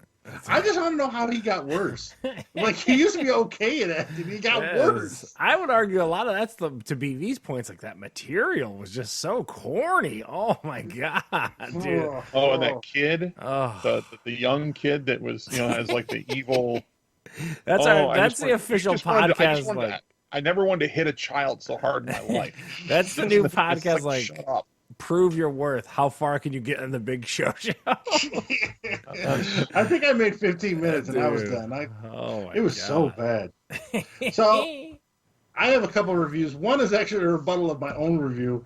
I didn't get to put in a lot of time on the multiplayer on the Call of Duty Warfare, and I told Charles earlier in the week. So what the new Call of Duty is doing is you have, what do they call that? Where you play online, you're also playing with PC players and Xbox players. Crossplay. So they crossplay. That's what it is. I couldn't think of it. Man, do the PC players cheat? Man, they cheat like crazy. I'm on a squad of 6 people, and if you die early, you get to watch the other people. And I was telling Charles, everyone takes a sniper rifle and a knife. That's all they take, and then they run around using the sniper rifle like a shotgun. Yeah. So they just and shoot real quick. And then this guy was shooting through cement walls, like popping people through cement walls. There's no gun that can do that in that game, and he was doing that. So I had to recant my review from last week. The game is now a 6, unless you can play with your friends online. Then it's an 8. Is it a preference that you can check like console only, though, I wonder? Not yet. They're supposed to be working on it. Because I looked into this. You're at the end of the day, you're just like, you're at a disadvantage, just a keyboard and mouse. You know what I mean? Like, regardless of cheating anything else, you're at a disadvantage right there. And they say it's even worse in the Warzone multiplayer, the one that's like Fortnite. It's even worse. Oh. So they're trying to crack down. What their solution is, they're going to put all the cheaters in their own game together and then let everyone else play. I think you should just be able to turn crossplay off, and that would probably solve it. But I know they probably put a lot of... So anyways, I just wanted to say that I couldn't believe it when I was watching this guy shoot through walls. I was like, how the hell is he doing this? And I was like, And like I said, they run around with a sniper rifle using it like a shotgun. That's virtually impossible to do in real life. They need to do that in baseball, though. They need to just let everyone juice. So, like you're saying, like in Call of Duty, have everyone who cheats go over here. Just tell everyone it's a free for all. Everyone juice, do whatever you want to do. Let's see what you can do. You know what I mean? Like, corked bats. Yeah, just have complete chaos. I'd watch that league. So, like I said, it's a 6. Without your friends, it's a lot more fun if you have your friends and you can play non-cheaters. So there we go. Also this week I got the PlayStation camera because I'm slowly getting into this streaming thing, and I got the Ripsaw, which I'll talk about when I eventually get the cord for it. Charles, you have the camera too. Yeah. Is it the same one, like the barrel-looking one with the 2 lenses on it? Yeah. Okay. It's the exact same one. I don't have. I got the box, but it came in the blue. It's the same one that comes with the VR setup that I have. Yeah, okay. Yeah, it's like a late birthday gift. The camera, the quality isn't the greatest on it. I don't know. I'm using a Logitech camera right now, and As I am don't I. We're in the. I think we have the same exact cameras. Yeah. Yeah, and both of us are clear, and whatever Bill's using, he's clear. But the PlayStation camera's got a little bit of a grain over it. Like I don't know. It's not the clearest camera in the world. The highest fidelity kind of thing, yeah. Yeah, and I get it. I'm just, if I ever stream something from PS4, I'm just going to put my little fat face in the corner. It's no big deal. But at $60, because I'm pretty sure this Logitech one's about the same price. No, this Logitech, I paid almost $100 for this Logitech. Oh, okay. Yeah. You guys are using external cameras? Yeah, I use a Logitech. Steve uses a Logitech. You have a built-in on yours, don't you? Yeah, I'm just using the one that's built in on my all-in-one. Yeah. So. Yeah, well, we're using a desktop, and I am anyways, and our desktops don't usually have cameras built in.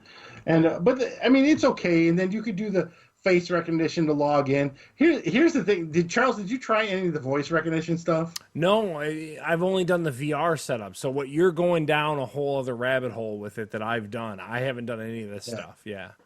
Yeah, so with the voice recognition, you end up yelling at it more than you end up yelling at Google and Alexa. Oh, man. And the power thing, like I thought it'd be cool, like if it listens now and I can just say PlayStation power on and it kicks on. It doesn't do that. You still have to manually turn the power on. And then this is what you got to say to get it to turn off. PlayStation, power menu, power off PS4. You have to say all that, or I can just press the button. Yeah, so that's stupid. I was like, this voice press the button useless. on the controller you have in your hand. You know what I mean? Like Instead, I got a paragraph of commands I got to yell at it. Dude, so the voice commands aren't the greatest either. But I mean, it's the only PlayStation set up. You can't use any camera but this one. Yeah. So I can't slap because that's what I tried first to just put the Logitech on there. Doesn't work. So does the Logitech work on the Xbox? It should. I haven't tried it, but it should. Xbox lets third-party cameras. So, unless you're a diehard streamer and you're really going to get into PS4 streaming, then I suggest the camera to you. But if you're just looking for some goofy camera to goof around on, forget it. Go with something else. But it's it's one of those things, like, you have to play Madden because it's the only NFL game out. If you want a camera on your PS4, this is what you got to go for. It's definitely not worth $59. $20 maybe, but $59 is a little overpriced. So I'd give this a 5 out of 10. How well does it work with the motion stuff? Is it? I mean, it works great for the VR. Yeah, I mean, I don't have an issue with the tracking and all that kind of stuff, but to your point, if you're trying to do a broadcast out, you need some decent resolution, I think, is the issue. Yeah. To your point, if it's got like a graininess to it, that's not cool. Yeah, it's kind of crappy, but what are you going to do? That's what you got if you're on the PS4. And there's probably ways around it, expensive ways, but I'm not that into it. So next we're going to rapid fire. Now, I put on here, this is the whole month of May, just because stuff's limited and I'm scraping the barrel to get stuff. So I thought we could do one big one and then revisit maybe near the end of May to get June. And once the stuff picks up again, we could probably do it weekly. But right now, and even with the whole month, you could see there isn't that much stuff. Yeah, but wow. I found a few nuggets here. So the video on demand, the $20 game movie that's coming out this month, and I have a feeling Charles will be running this, is Scoob. Scoob is it's an animated movie of Scooby-Doo, obviously. Will Forte plays Fred's voice. I know that much. There's got a lot of stars in this. It doesn't actually. I've never really been interested in Scooby-Doo, but this does look a little entertaining. But I'm going to pass for 20. I'll run it for 6. Charles, what are your thoughts on Scooby? Lorna loves some Scooby-Doo. It'll be getting $20 in this house all day on the 15th. There's no doubt in my mind. and Bill, are you going to rent Scooby-Doo or Scoob? I'll watch it for free, but I won't pay for it. All right, so that's a big no for him. Now, on Blu-ray this month or on video rental, you can get Birds of Prey, The Emancipation of One Harley Quinn. I saw this in theaters. I don't need to see it again, so I'm a big no on this. Charles? Comic books, I'm out. No. And Bill? Yeah. And this next one is Harrison Ford and his CGI dog in Call of the Wild. I am interested to see how bad this is. So I'm going to have to put a little bit of a yes on here. I might pay the $5 just to see how terrible it is. Charles, what do you think? That digital dog is a no. It looks so bad. No. And Bill? No. Bill's like no on everything. Now, also, Sonic the Hedgehog. Now, this got pretty good reviews. This is going to be coming out on the 19th. You'll be able to rent it or buy it on Blu-ray. I will probably rent it. So I'm a yes on Sonic the Hedgehog. Charles? Lorna seemed like she wanted to rent it earlier, and it was a little pricey still. It was kind of still that just got out of theater thing. So I think we'll definitely get it when it goes down to like $5-6 for sure. And Bill? I saw a preview for it yesterday, actually, and it's another one I'm not going to go out because I don't really rent a lot of movies, but I see it on HBO. I'll watch it. And then this next one is also on Disney Plus. So this is Onward. This is that Tom Holland, Chris Pratt movie, the animated movie, which I've already seen. So I'm a big no on Onward. So it comes out on the 19th on Blu-ray. Charles? Do yourself a favor. Don't rent this. Just get a Disney Plus subscription. You know what I mean? For the cost of the rental or the buy, you're better off getting Disney Plus for the extra content. So I'm a no. And Bill? This is a little bit off track because I don't know anything about the movie or the show, but so I was planning on, especially since I finally canceled the network, was thinking of replacing it with ESPN Plus, but then I see that you can get Disney Plus, ESPN Plus, and Hulu for $12.99. Was thinking, and I'm not like either of you as far as like the general interest in what Disney has to offer. So the Disney part of it doesn't really appeal to me. Is if you're not a diehard Disney person, is the content and the other two worth the additional $7? If you like Marvel and Star Wars, it is. And then the Hulu argument is if you don't have cable. So if you're someone who cuts the cord hard and doesn't have the ability to record cable shows, it's a good way to go. But I would argue that Hulu is not worth it if you have cable, because most of those shows that populate Hulu, you could watch on your cable subscription. Okay, so it sounds like probably just better to stay with the $5 for. I especially for you guys, I would definitely say yes. I would say stick with ESPN Plus. I still like ESPN Plus. I still think it's a great value, especially someone who's as sports minded as you are. It's a great service. Granted, I haven't been watching it too much right now. You know what I mean? It's kind of lean on content, whatever. But it's just I can't say enough good things about ESPN Plus, and it gets obscure sports, dude. You can watch rugby on there, cricket on there. Well, when the world's normal, you know what I mean? But like, Yeah. I like ESPN Plus.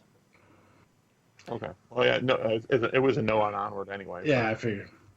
And then lastly, at the end of the month on Blu-ray, Bert highly recommends this movie. He went and saw this, The Invisible Man. I'll probably watch it. I'd rent it, so I'm a yes on The Invisible Man. Charles? This has got that hammerhead shark girl from Yeah, Moss something. yeah, to her Kate, eyes. it's not Kate. Her eyes Patty are on the Moss. side of her head. Right? I'm a no. No thanks. Is what still an option? Yes, it is. I have no idea what this is. So. Yeah, Bert says more of a thriller than an actual horror movie, but I'll probably watch it. But it's not something I'm like dying for it to come out. So now we're going to streaming, and Netflix is going to be busy this month, and this is only a portion. Of course, Netflix throws a lot of other stuff out there. But the first up, Jerry Seinfeld, 23 Hours to Kill, is another stand-up special from Jerry Seinfeld. I'll be honest, I'm getting a little burnt out on stand-up. I've watched a lot of stand-up. I did watch his first one on Netflix. I thought it was okay. So, I'll give it a go. Yes on Jerry Seinfeld. Charles? I'm actually Seinfeld has kind of missed on me a little bit. I've never been a big Jerry fan. I know that I'm in the minority, I'd argue, but like not a big Seinfeld guy. I'm a no. And Bill? Yeah, I'm kind of in the middle on this. I love the show, but him as a stand-up has never really worked for me very much. And it seems like, from what I've seen, because I saw the last one that he had on Netflix, it looks to me to be a lot of the same stuff he did in the 80s. Like, it's the same shtick for 30 years. And so, I mean, I'll probably end up watching it, but I'm not real excited about it. So you will watch it. All right. Next one is this is a show Michelle kind of liked it. I made one episode and I was done. Christina Applegate's in this. Her husband died, and then she befriends a girl, and the girl who she befriends happens to be the woman who accidentally killed her husband. It's kind of like a dark comedy series. I'm a big no. I didn't care for it. So Charles? I'm a no, but Heather loves the show. Thought the first season was great. Loved Christina Applegate in it. Sounds like it's a chick thing. I'm a no. Yeah. I'm also a no. And Bill is also a no. All right. So, and then next we have a Good Trip, Adventures in Psychedelics. This is a big Netflix documentary coming out, and you can kind of tell by the title of what it's going to cover. I'm not big in the whole drug documentary unless it's like a kingpin trying to make money. So I'm a no on this one. Charles? Yeah, you took the words right out of my mouth. I'm not into drug culture. I listen to Joe Rogan a lot, but I'm not into like doing psychotropic drugs and all that kind of stuff. Not my thing. So I'm a no. Yeah, if there's not major power struggle and stone cold killing, I have no interest whatsoever. Okay. So I'm trying to find the explanation in this one. The next one's another documentary. It's called Trial by Media. It's coming on Netflix. I'm trying to find out what it was about. I forgot. I had it wrote down, but I don't have it anymore. Oh, shit. So what do you guys want to do? You want to see it? Yes or no? I got to find it. I'm a no. I don't even know what it is. It's probably more of like how Twitter roasts you. Trial by Media, I'm assuming, is what it is. So if I'm going to make up what I think it is I'm flipping through my scroll, I'm a no. I don't give a crap about like woke culture. Like, this has been my big rub. Funny I brought up Joe Rogan, but they all complain that like how you can lose your job based on Twitter and all this kind of stuff. I just don't care. I'm a no. I'm not into Twitter outrage and all that kind of stuff. BV? I saw a true crime docuseries and I was out immediately. Oh, okay. It reads here that some of the most dramatic trials of all time are examined with an emphasis on how the media may have impacted verdicts. And that sounds a little different than your typical docuseries. That might be interesting, but I guess maybe. All right. Yeah, I just found the description. Yeah, exactly what you said. In our modern media landscape, where real courtroom dramas have increasingly been transformed into a form of entertainment, it reflects on the media covering it. Nah. Anyways, So the next one I put on here is because Charles really liked that interactive show before. They're coming out with another one. It's called Unbreakable Kimmy Schmidt, Kimmy versus the Reverend. I hated that Kimmy Schmidt show. I watched 3 episodes and it was terrible. So I don't care if it's interactive or cool or whatever. I'm out. I'm a no on that. Charles? You hit the nail on the head. The problem is not the interactive entertainment side of it. The problem is Kimmy Schmidt sucked. That's the problem in this scenario, that it's one of the most overrated Netflix shows. I hated that show. I'm a no. And Bill? What's that What mean? do you say? Then it's unanimous. Yeah, okay. I thought you said nah.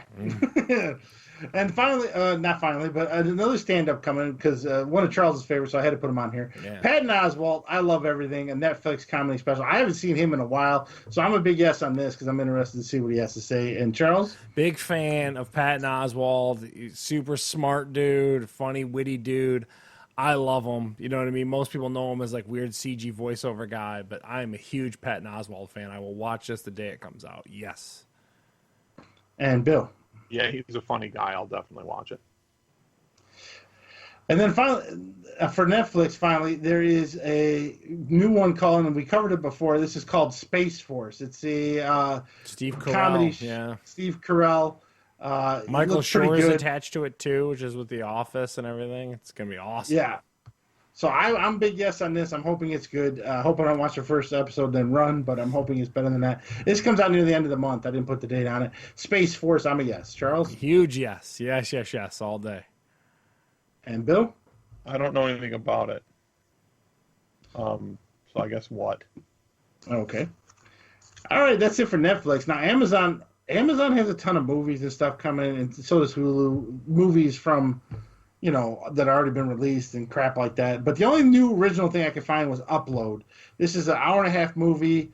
It's a comedy. The guy's dying, and I guess in the future he's a young guy, but he's about to die, and you can have your whole essence uploaded into a computer program and relive your life in a computer program. That's the concept. Until someone deletes your code, and then it's altered carbon. Yes. Yeah, but it's comedy. It's not supposed to be serious like Altered Carbon. It didn't look good to me, so I'm a no. Charles? Let me give everyone out there who might be listening to this show a pro tip. Go to Amazon for the free 2-day shipping. Do not go to Amazon for their shows. Their shows suck. I'm a no. All right? Hopefully the Lord of the Rings won't suck. Bill? Yeah, I'm not going to watch this. Yeah. Now, this next one, again, Hulu is just like Amazon, so they have a ton of TV coming in, ton of movies and stuff coming in. But no, not too much original stuff. But the one thing I did find, Solar Opposites. This is a animated show from the creators of Rick and Morty. It looks just like Rick and Morty, but very sci-fi based. I don't get the love of Rick and Morty, so I won't watch this either, so I'm a no. Charles? Steve hit the nail on the head again. We're going to just go lock and step. Rick and Morty is one of the most overrated shows on planet Earth, period. Come at me. I don't care. That show is terrible. Weird adults that sit in their mom's basements love that show. It sucks. Yeah. This is going to suck. No. And Bill? As someone with a job, my own home, the ability to support myself, I agree with everything Charles just said. And this last one is on HBO, and my wife is looking forward to this. I know this much is true. This is Mark Ruffalo, and he has a twin who's played by Mark Ruffalo. It's all about it's about mental state and not claustrophobic. Schizophrenic. Yeah, it's about that. It's all about that. So my wife's in. This is based on a popular book. It looks just terrible to me, so I'm a no. Charles? Well, first of all, it has to be good because we have to make the Marvel people successful outside of the Marvel universe. Back to previous arguments. Chris Hemsworth didn't nail it in Extraction, so I'm voting for Ruffalo in this one. Have fun watching this one. It's rough. I'm going to say it's great no matter what. Bill, what do you think? No. Okay. It's supposed to be based on a really popular book. I'm unaware Yeah, of. like all the other series that have been recently on HBO that Yeah. were complete turd sandwiches. It did not look exciting. It looked bad. So all right. So that's it for rapid fire. And again, maybe in a couple weeks if some more new stuff starts coming out, we'll hit it again. But right now everything's getting a little lean, so we'll wait on that. And what's happening in the world of punching people in the face, Charles? Yeah, so much like the WWE got labeled an essential business in the state of Florida, UFC is now taking its events to the state of Florida. So they plan on May 9th rather to host eight.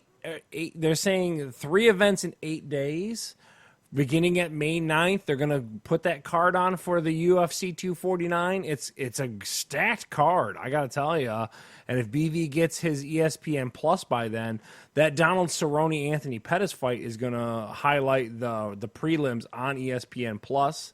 And then the rest, I mean, you got Francis Ngannou, Dominic Cruz, you got Tony Ferguson. You've got, I mean, just the names on this list is awesome. I mean, this is a stat card. This is the way to start it. Dana White's a crazy person. He'll fit right in Florida. So I can't wait. And it's going to be cool. And there's going to be no fans. It's going to be WWE style where they're just going to be creepily and quietly wrestling around in a ring. And So weird. Watching Ultimate Fighter all over again. yeah, it's really what you're going to be able to hear the coaches scream and stuff like that. I'm super stoked. Shoot the leg. Man. I got to tell you, as we are struggling to get sports, I'm into it. BV? I thought they said that I thought I read that the undercard was going to be on ESPN, and then the main card was going to be on ESPN Plus. Is the main card pay-per-view? Or Yeah, you're talking about UFC 249. It's supposed to be pay-per-view. Yeah. It's supposed to be pay-per-view ESPN Plus under. That's how I'm to understand it. Stay tuned to the show because as we build up to it, I'll definitely continue to talk about it. ESPN is getting my money either way. I need sports in my life, people. Yeah, this card is a seems stacked great. card. Yeah, it's going to be great, and I am way into it. I don't know what the hell's going on in Florida, man. Florida is the Wild West. It became the new Texas. It's crazy in Florida, man. This reminds me of Halloween. Okay. So WWE went to a house and got a big full-size candy bar, and then told the other kids. They're like, dude, over there, man. man. Yeah, it's crazy. They all ran to Joe's house. Take whatever crazy event you have and go to Florida because they're willing to put you on no matter what. Crazy stuff. But, man, that card sounds great. I'm into it for sure. So. And here's the funny thing: Florida has the most elderly people, doesn't they? Because everyone retires them. That Rick DeSantis guy, whatever, the governor, don't give a shit. Kill them old people. Let's have events. They're crazy. I don't know what's going on in that state, man. Florida's lost their marbles. So May 9th, you got a couple weeks. You can catch it. Some UFC is coming back to Florida. Maybe they'll do a joint pay-per-view with WWE. And again, does this mean that the undisclosed island is off the table? No, now, or? Fight Island still exists. So Dana White also touched on his international fights are going to be taking place on Fight Island. I don't know what the world that we live in right now is just crazy. I can't wait though. I got to tell you, man, Dana White, take my money. I am all in May 9th for sure. So super stoked. All right, so there you go. There's Dana White and his weird Mortal Kombat, and they're all running to Florida. The Kumite is taking place in Florida. Florida's got the big candy bars at Halloween. Frank so Dux will be there soon. You don't give a shit, dude. Florida's crazy. So let's go to some news. I found a couple bits coming up this week I thought were interesting. Well, first off, everyone probably already heard already. Rob Gronkowski is headed to the Buccaneers. He is out of retirement. Is he going to defend the 24/7 championship? What does this mean for that belt? That'd be hilarious if he's in the tunnel and someone just rolls him up in shoulder pads. Just rolls him up. I got your title, bitch, and runs out. Be hilarious. So I'm really interested what the WWE contract he signed. So does that mean it had to have clauses built in? You know it did. I mean, he's not that dumb. He's a party bro, but he's not that stupid. He comes off like a party bro, but he hasn't paid or he hasn't touched his pro NFL money and stuff like that. So he's not that dumb. You know what I mean? Like yeah. And he probably has smart people around him helping him. Yeah. Bill, any thoughts on this? I mean, if there's a way to incorporate the 24/7 thing where he gets rolled up in the tunnel or on the sideline, hilarious. But other than that, it's just not surprising. I'm still I don't know. I don't think we're seeing football anyway. So You don't think? Wait, whoa, Bite your whoa, tongue. whoa. We need to well, pause I for a don't know. minute. Well, no, You're if we do claiming it, we're going to get no maybe football? fans. The longer this goes on, this is, and I don't want to get too much into this because we already talked about Corona, but you're starting to see this right when they're starting to reopen things. You're starting to see now things where the virus is starting to hit in rural America. It's starting to hit in places where, and in those places where the closest hospital is 30 to 60 miles away, and I think there's a subsection of the country that's going to get hit really hard, and I don't like the way this is going. I mean, and I'm sorry, I'm sorry, we're going to get to some of this later on, but I'm a little concerned that we are definitely headed towards a second, rung of this, where everyone's going to run out to do what they want to do, and then they have to pull it all back, and we end up right back where we started, and that could screw football completely. So you think there's going to be like a winter lockdown is what you'd are, like late fall, early winter lockdown? Is that what you're implying right now? No one's going to hold you to it, but that's your theory I right now? don't know if I would make that prediction, but it certainly makes me nervous that that's a real possibility. So. Well, hope you're wrong. Me too. Get your haircuts real quick. I know I got to go buy some weights really quick while they open it up. Haircuts for us aren't legal yet. So Oh, man. They are in Georgia. Yeah. Drive down to Georgia. You got to drive to Georgia, BB. Where you There going? you Getting your haircut. Yeah. So Rob Gronkowski's back. Now, does this make them a top contender for the NFC South? I mean, they're going to have a pretty potent offense, right? Michael Evans is already pretty good. Who's their running back in Buccaneers? I don't know. That's a good question. No one of note. Is it was this- Doug Martin. I don't think he's there anymore. Make the prediction right now, gentlemen. Is this Joe Montana, Kansas City Chiefs? Or, well, they had some success, but I'm saying, or is this more of a Peyton Manning going to Denver? What is everyone's opinion going around the digital room? What do we got? Well, Peyton Manning going to Denver. They won a Super Bowl. That's what I'm trying to, but that's what I'm saying. Like, well, Montana had some decent success too, but I'm saying, is this a flop or a plus? What is everyone's opinion? I guess is what I'm trying to say. Equate it to whatever. Their offense was pretty good with a blind guy at quarterback that threw 57 interceptions a year. So I know Brady won't throw 57 interceptions. So that puts him at 10-6. A playoff push. I see that. The Super Bowl, I don't see that, but definitely 10-6, and maybe even a couple wins in the playoffs. I hope they've invested in the offensive line. That's what I was going to say. He's 147 years old. He Yeah, might not make it through the year. I don't think there's any. And I know you're going to throw out the Ibis, calling the Patriots' demise for years and Steve had that ready for you. But you saw. I think there was clear evidence last year that Brady's not the same guy anymore, and he shouldn't be. What is he now? 42. I think he'll have enough to make him respectable. I could see maybe eking into the playoffs, but this is not a team that I think anyone needs to be worried about going deep. And it could end up bad. If that offensive line's not stellar, it could be a really bad experience for him. Well, he's got that personal doctor with him, so he's all right. Drink his water and do his Did you guys stretches. see he went into the wrong guy's house trying to go to Byron Leftwich's house? Yeah, that's funny. And your boy Jameis, apparently he's going to sign a 1-year deal with the Saints, since you mentioned him too. That came up today. Well, if the Saints need to turn the ball over, just put him in. We need a pick. Jameis, get in there. He had, I think he had like LASIK surgery or something. Get your squinty ass in So he's that like game. Wild Thing Vaughn. He couldn't see. Get your squinty ass in there. All right, so some other news. Now, last week we talked about the Peacock coming out. Now HBO Max has set a launch date of May 27th for $14.99 a month. A lot of recycled stuff, The Friends. They have some original stuff. The one thing I kind of liked, and you're going to rip on me, they're going to have a new Looney Tunes show, and I do love me some old school Looney Tunes, but that's more of Steve's stupid animation, but it's not enough to pay $14.99 a month for it. Anyone excited for this or looking forward to this? I mean, at some point we've reached saturation. We talk about the subscriptions, see previous shows, but this is, I mean, how many subscriptions are you gonna have? It's just no way. Yeah. Well, I have a question because I mean, I do love some old school Looney Tunes, but so I mean, I hadn't seen anything about this until I saw the show notes. But so as an HBO subscriber, is this now going to tell me that if I want extra stuff that I don't already get as an HBO subscriber, I have to pay an additional $15 a month? Yeah, so there's an internet tier. So you get HBO Go as your as part of your streaming when you sign up for HBO.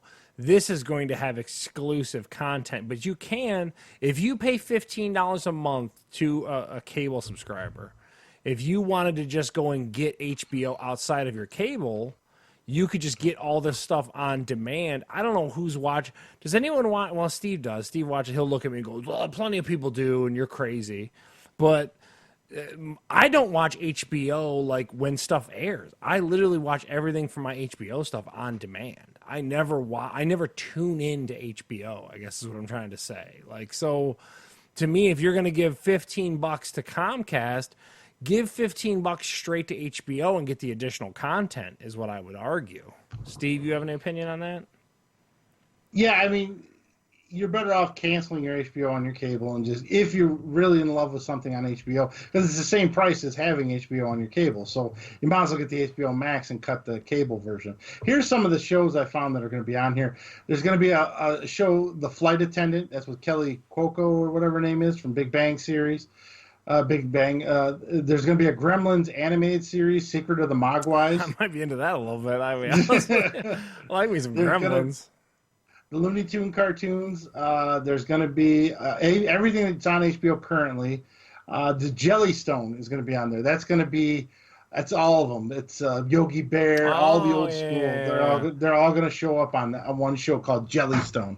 So I got to admit, there's 3 animated shows I kind of want to see. So, but do you pay right now? Do you pay $15 a month for the addition of your HBO? Yes. I think so, yeah. So you guys are better off canceling out and just going, because you can just subscribe to them outside of your cable. See, my thing is, for me, on my DirecTV Now, I only pay $5 to add the HBO on mine. So it's not really worth the extra $10, I would argue, for me. Yeah, I don't watch. I mean, I don't really watch anything on demand with HBO either. If I happen to catch a movie, as I'm going through the channels, if I catch a movie on the guide, I'll either DVR it or I'll find when it's playing some other time and DVR and watch it later. But no, this to me is just, and maybe I have the wrong perspective on it, but I mean it's basically like they're trying. If the point of these networks is to try to pull you out of your traditional relationship with them, like, you know, we want everybody that doesn't cut the cord, we want to try to incentivize you to stop the relationship you have now with, say, like in my case with DirecTV, and then pay for this exclusive setup separately, even though you're going to pay the same price. For the average person that's not someone who watches a ton of stuff, you know, streaming like you guys do, this to me is just a pain in the ass. It makes me more likely not to give them anything than it is to switch mediums so that I could get a little extra content for the same price.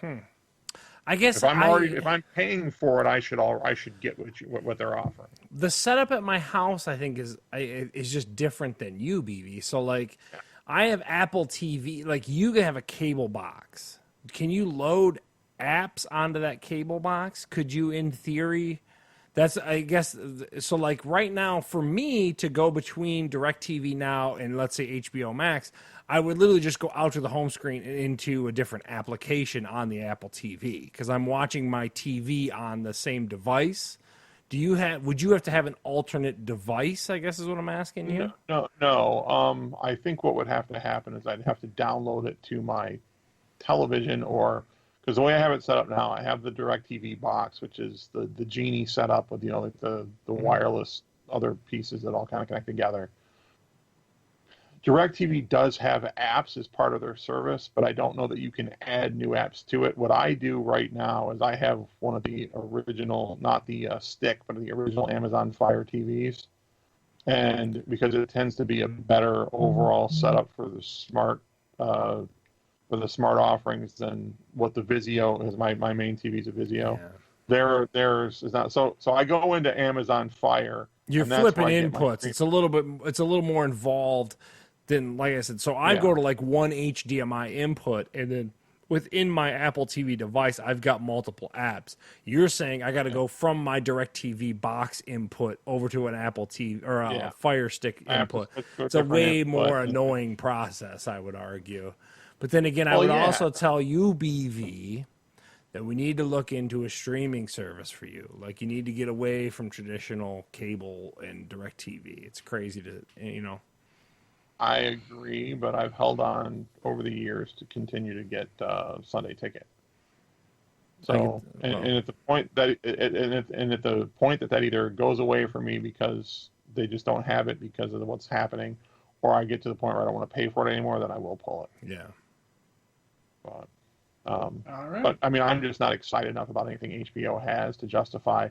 I'm only paying the $15 now because I don't think to call and cancel it. Because they're getting a lot more out of me than I am out of them, and it's been that way for years. So. Yeah. I try to watch HBO each week just because I got to pay for it. So Westworld, Bad Education, whatever. Michelle's going to watch that weird Mark Ruffalo show. Do you watch anything on demand, or are you catching everything live through your... Well, Westworld we catch live. So right after the podcast, I go catch her. Check it out, Yeah.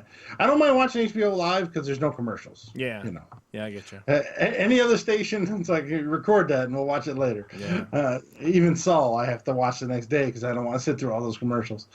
All right. So then now also this summer, I guess even before the coronavirus, last summer, one of the highest rated shows on ESPN was the Madden Bowl last summer.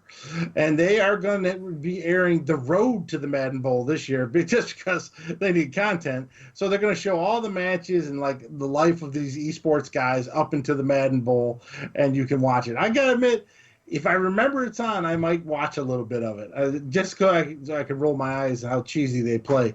But so the ESPN really starting to get into that esports stuff. This might be the trigger that launches esports, this coronavirus stuff. We might start seeing more esports more and more. We'll see if it lasts after all the coronavirus dies down. So I thought that was interesting. Again, why are you watching someone play Madden when you can go and play Madden? I don't get esports. God, I don't get it. Yeah, even Madden. Like I watched when they had that Celebrity Championship, and even a game that I've played over the years and love, I have no interest in watching other people play it. I can watch it for about 10, 15 minutes, and then I'm done. To watch the whole hour show, it's like, and they drag it out and show the backstories of these guys playing, and it's like, all right, never mind. Yeah, that's a YouTube video, basically. Yeah, basically. That's usually where I catch is the highlights on YouTube. All right, so next up, so Zoom is booming because of this corona. So, of course, Facebook got wind of this, and now they're trying to get into that market. So Facebook Messenger is going to be able to do like Zoom meetings, and allegedly you won't need a Facebook app or Facebook account to do it. Cool. So if Bill and I host a meeting and then invite you, you should be able to just use your email, sign up, and come in. That's cool. So, and it's allegedly going to be free. I will say this. When does this launch? Do we want to give this a shot? When does this... I don't know when it launches. It should be. It might be up already now. The thing with Facebook, they roll everything out slowly. So I might get it today. Bill might not get it for 3 weeks. So that's the only problem with Facebook. They don't do it all at once. I understand. There's a huge 400 million users or whatever it is. So that's maybe something we might look at in the future, something along that lines. So it's supposed to be like Zoom, supposed to be free. I will say I did put the Facebook Messenger. It's an app separately on your phone. I needed it when I was selling things on the Facebook Marketplace. It is so annoying because you get those little heads that pop up constantly and leaving you messages. I'm not a big fan of the Messenger app on Android. I don't know what it's like on iPhone. I imagine it's the same way, but so there you go. Now, and finally, one of the things I've always talked about on the podcast, if everyone's listened since the beginning, one of my favorite digital services is Vudu. Now, Vudu happened to be owned by Walmart at the time.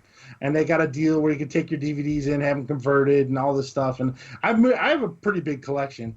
Then about a month ago, I think we covered it, Charles, that they were selling Vudu, which I was a little nervous. I was like, I'm going to lose all my stuff. Fandango, of all people, had the money and bought Vudu from Walmart. So Who now is the Fandango. parent company? Who owns Fandango? I think AMC owns Fandango. Am I wrong? I know they. No, they're. Universal owns NBC. Universal owns Fandango. Oh, okay. I'm almost positive. It's just, to me, it's the beginning of theaters have got to transition. And that's Fandango is owned by Comcast. Comcast, which is, okay. and Universal. Comcast owns NBC Yeah, and yeah. Universal and stuff like that. Yep. So yeah, so I'm hoping they don't change anything. As long as I can just keep it and it works, I don't care who owns it. But there was a nice feature they also had. If you bought a Blu-ray at the store with the credit card you have on file in your Vudu account, they would just automatically put it on your account on your Vudu. They did that for, I forget which one I bought. I got it for $20. I got home. I was going to do the digital code, and it was already on my account because they saw the credit card and that I bought it already. So Vudu's got some nice stuff. It just goes back to that whole digital rights ownership stuff. You know what I mean? Yeah, like it's tough. You just don't own nothing. And like you can back your stuff up by using Movies Anywhere. So your library from Vudu gets moved over to Movies Anywhere. But here's the catch though. Movies Anywhere does not have TV shows, so you don't have any backup. So if Vudu disappears, I don't have a lot of TV shows, but I just got Batman Beyond. You know, I got the digital version of that, so I will lose that if Vudu gets shit canned. But Fandango has come out and said they're going to keep it as is and keep it running like it is. So we'll see how it goes. Yeah, if it eventually changes, you'll hear me crying on the podcast. Yeah. Stay tuned for updates if it works or not. Yeah, I'll be closely watching that one. So there you go. Robert Gronkowski's on the Bucks. HBO Max is going to launch May 27th, $14.99 with a ton of animated shows. ESPN is airing more Madden for you to watch. Facebook's got a Zoom Challenger in their Messenger, and Fandango bought my favorite service, Vudu, from Walmart. And finally, Charles, what did you want to talk about? Yeah, I put it as like a question or rant or whatever. So Saturday after work, I slid by your house. I picked up the Teremana Tequila, and then I slid by Lowe's because I got a new Weber Performer grill, and I got my new grill with my Trump Bucks. It came in, and I actually put it together. Well, I'd gotten rid of my chimney starter, so I wanted to run by Lowe's and get a new chimney starter because it's the best way to start charcoal bricks. Don't even get me going on that. Whole other conversation. But anyway, Lowe's was insane, Steve. So again, we talked about it earlier in the show. Whitmer changed the ordinance for garden centers and all this kind of stuff. Dude, Steve, I got uncomfortable. I was telling Heather when I left. There was that many people inside this Lowe's, dude. So my question... Were you wearing a mask? Yeah, I had a mask and gloves on. Like I told you guys, I never take a shopping cart. I literally dart in, grab my product, and go right to the self-checkout is how I do it. I avoid as little contact as possible. And I always do it right after work, which I feel like I already got exposed. So that's kind of my thing anyway. I don't take the risks on like my days off and all that kind of stuff. But my point being, it was jamming, Steve. Like it would have been busy for like a random Saturday. You know what I mean? Like it was that busy. I'd have come home if it was like the normal world. I'd have been like, man, Lowe's was really busy today. It was that many people. So my question to you guys is, and maybe I'm just off base. Like I feel like everyone's just waiting for it to open back up, and everyone's just going to go back to business as usual. BV kind of touched on his opinion earlier. I think people, as soon as they open it up, man, people are just going to go and do shit. We saw the Florida beaches. We see how it's going in Georgia. Steve and I talked about it earlier in the week. I'm pulling back my family. Like, we're not doing anything. We're still going to keep locking down until there's a viable vaccine, or you just kind of hear about coronavirus in the past. I just question you guys. What is your guys' opinion? I think it's going to go in the other way, man. People are just going to run out immediately as soon as I thought the economy was going to struggle for a lot longer, but man, it don't seem that way at all. Well, I tell you what, I'm as guilty as you are, but here's a pro tip. Go Saturday. I went Saturday morning to the Home Depot over there on Gully. Nobody in the place. Walk right in. Yeah. Now this is 7:30 in the morning. Yeah. Because I know once you hit noon and past, you're waiting in line outside Home Depots and Lowe's. It was crazy, man. So you got to go early or don't go. Well, they let me right in. I didn't have to queue to get into the store and stuff like that. I came right into the surprise. And but that was like I said, I stopped by your house and then I went right to Lowe's. So that was probably like 3:30, 4 o'clock ish time. Yeah, it was man, I'm like, people were just waiting for that ordinance to drop. And then when I went in there, to your point, it was probably 90% of people have masks. So they heard her to stop using the garden center thing, but they didn't hear her on the you don't have to wear or you have to wear a mask. You know what I mean? Like, it was just weird, man. Heather and I were talking about it today, or in fact last night, because I was so blown away by it that I think I'm just, naive to realize, man, people are just like, oh, Trump said we're good, man. It's just crazy. I think people just don't give a fuck, and once they get okay, they're gonna go about their lives and fuck That's around. crazy. That's exactly how they're thinking. Yeah, BB, you have any opinion on that? Yeah. Well, this kind of goes, and I've kind of periodically over the last month or so that we've been on here every week. It's sort of my biggest concern is just sort of the nature of Americans. So first, everyone's freaked out because everything's going on, and people are there's these horrible stories, and everyone's stay at home. It makes sense. Then suddenly it became as it became more politicized and people taking sides because we can't have anything in this freaking country that is immune to political scrutiny, which is ridiculous. If there's ever a time we should be able to put that shit aside, you would think now would be it, but no. And then people get to a point where they're sick of sitting around the house, and then they start deciding in their own minds what's reasonable and what's not. Well, I should be able to do this, and I should be able to do this, and now it's suddenly like this crazy infringement on my constitutional rights. By the way, as a licensed attorney, 95% of you on Facebook that go on and on about this don't have the first fucking clue what's in the Constitution. Never mind have any fucking ability to be able to interpret it or make commentary about it.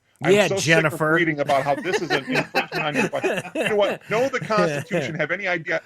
Learn how be able to say what's in the Constitution before you start spouting on about how it should be changed. You have no clue what the hell you're talking about. Please, for all of us, baby, shut up. Hold on a second, BB. TSA is securing the borders and the airports as we speak. This is what we do, right? People get sick with it. They'll start to see, and of course the media will start kicking in, and then other these conspiracy theories coming in about whether all of the numbers are accurate or here's Steve hit me with one earlier this week. Devils are in the detail. Sure, were there going to be things that were skewed a certain way? Of course they were. And if you didn't know that going in, you're blind. So then everyone's going to decide that now it's we're being infringed upon and our rights, this, that, and the other. And everybody, I do think the thing was everyone's going to go okay, and this is going to be like that mission accomplished kind of freaking mentality. Everything's fine. Government said we can start opening stuff up. It's good. Let's go do what we do. And well, great. Gonna be them, them or me, and they can be me. So. Are you staying in the house? Is that what you're trying to say right now? Yeah, right. I'm going out for things I need to go out for, and otherwise I'm keeping everything in. And I would have done it. And if they would have opened up businesses, if they had dropped the order in April 30th here like it was originally scheduled, I would have stayed in the house anyway. Steve, you have any theory? Steve already is. He's exercising his political rights and doing whatever he wants to. Is already. Steve thinks he's been locked down too long, and it's just the flu. What is your opinion, Steve? What do you got? I think, people are dying to get out, and as soon as it's lifted, they're going to go running. I'd like to see what the golf courses look like. We've had bad weather, but that first 60-degree weather, that Dearborn golf course is going to be packed with people. You just know it. Yeah. People who don't even golf are going to golf. Yeah. But I think I'm on Team BV, man. Like, you got to weigh cost over.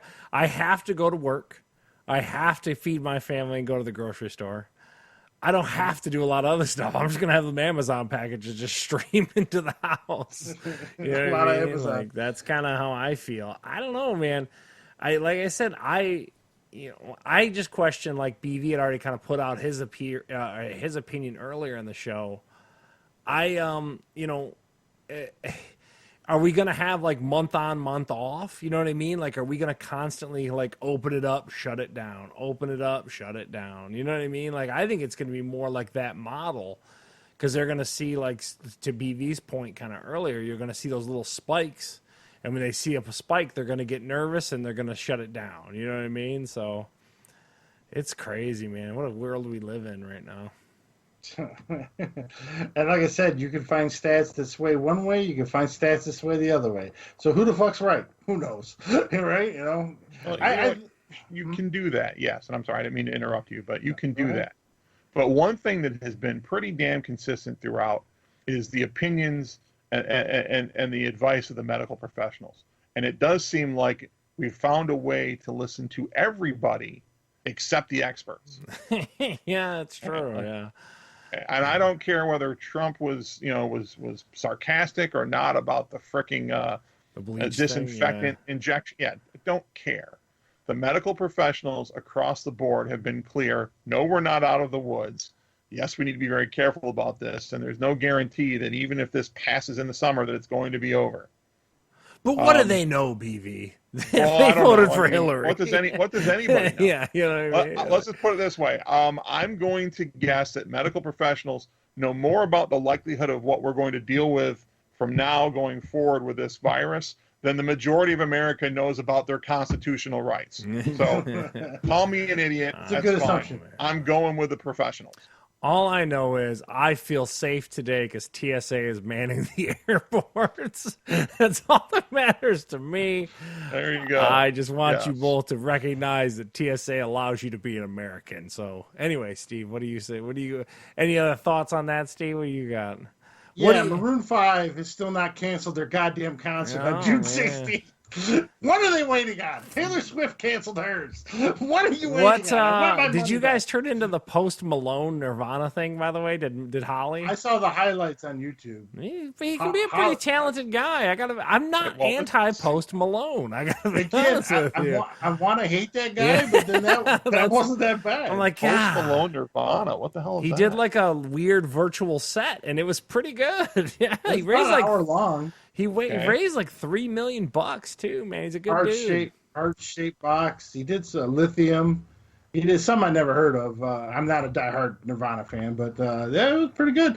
You could really hear the auto tune though when he's singing though, on that microphone. But I don't know. hey, man, I mean, he played guitar. He memorized all the words. That's better than I could do. Yeah. So I don't know. I definitely want to hate him more than I think I do. That's Yeah. the problem. I'm like, he's really a piece of shit, but okay, I'll listen to him. You know what I mean? If this was good, I think I might not listen to it on purpose just so I can continue to hate him. the way I do now. Yeah. That's probably a better I way. mean, to it's go. not bad. I have no It's interest in liking him. I don't care if he's talented or not. He has I don't think Travis all the- Barker on the drums and stuff like that. Yeah. And I don't think all three guys were in the same house. Yeah. It's impressive. so the that's pretty technical impressive. feat. Yeah. They must have very, very good feeds. Yeah. You see a lot of that now. Where Someone in the comments lists the songs and what time they're on, so you don't have to sit through each song. That's oh, what. Where? Yeah, about 5 down, you'll see it. Drain You, Come As You Are is 11:59. I'm Heart-shaped missing the box. comments here. I'm still stuck at what's up, guys, and Heather McDonald Markey joined. Oh, okay. That's on Feed's still Facebook. going. He's on YouTube. The Post Malone's on YouTube. It's not on. Well, no, but I thought. Oh, in the comments on YouTube. On I'm the sorry, I feed thought is you were what talking about- Steve's Yeah, talking yeah, about. yeah. That's what's up. So. Oh, Well, okay. Oh, I forgot you guys feed live to Facebook now or to YouTube also. So No, my yeah. bad. But it's not on ours. It's just. Anyways, we're getting confused. Yeah. So let's wrap up the. The moral of the story is go get your hair cut in Georgia, BV. Teremana right on. Tequila's terrible because tequila's terrible. Charles is gonna finish off that bottle tonight. Oof. I think he's gonna clang and bang at 4 a.m. in his own personal. No, I gym, like can't. I got no goddamn weights, dude. I need Just some go in the weight. backyard and start doing down Dude, push-ups. and Gabe hit on it, and he's 100% right, man. If anyone has a weight, they charge $4,000 for that weight on Craigslist right now. It's unbelievable. It is Yeah. extortion. It's like, dude, I just want to pick things up and put things down. I don't know what's going on. Just killing get Lorna me. out there, start lifting her up and down. You're like, I I don't feel the know, burn. man. It sucks. You start going old school Rocky, find yourself a big ass log. And Yeah, dude, I'm going to Cut a run up hole in the it and hill, start- dude, or something. I Yeah. don't know what's going on, man. Put like Heather and Lorna on a wagon, just start pulling like a Dude, rickshaw around I'm the telling you, neighborhood. man. I am just Fortify the eating like beams in the shit, garage too. Oh, my start pulling God. yourself up. This quarantine is easy 20 pounds. Easy, the easiest 20 pounds I've gained. It's been a little rough, but all right. So that's going to do it for this week. This is episode 94 where Charles loves his tequila, and we're going to be on fatguyslittlepodcast.com, of course, on Google Play, Apple iTunes, iHeartRadio, and everywhere you can find podcasts, including Spotify. I don't think we're on Podcast One yet, but maybe we'll look into that one. We'll be streaming soon, some gameplay as soon as I can get that up and straight. And you can catch us online here and there on Fat Guys and Little Podcast on Facebook. So until next time, this is Steve. Charles. And we'll catch you later.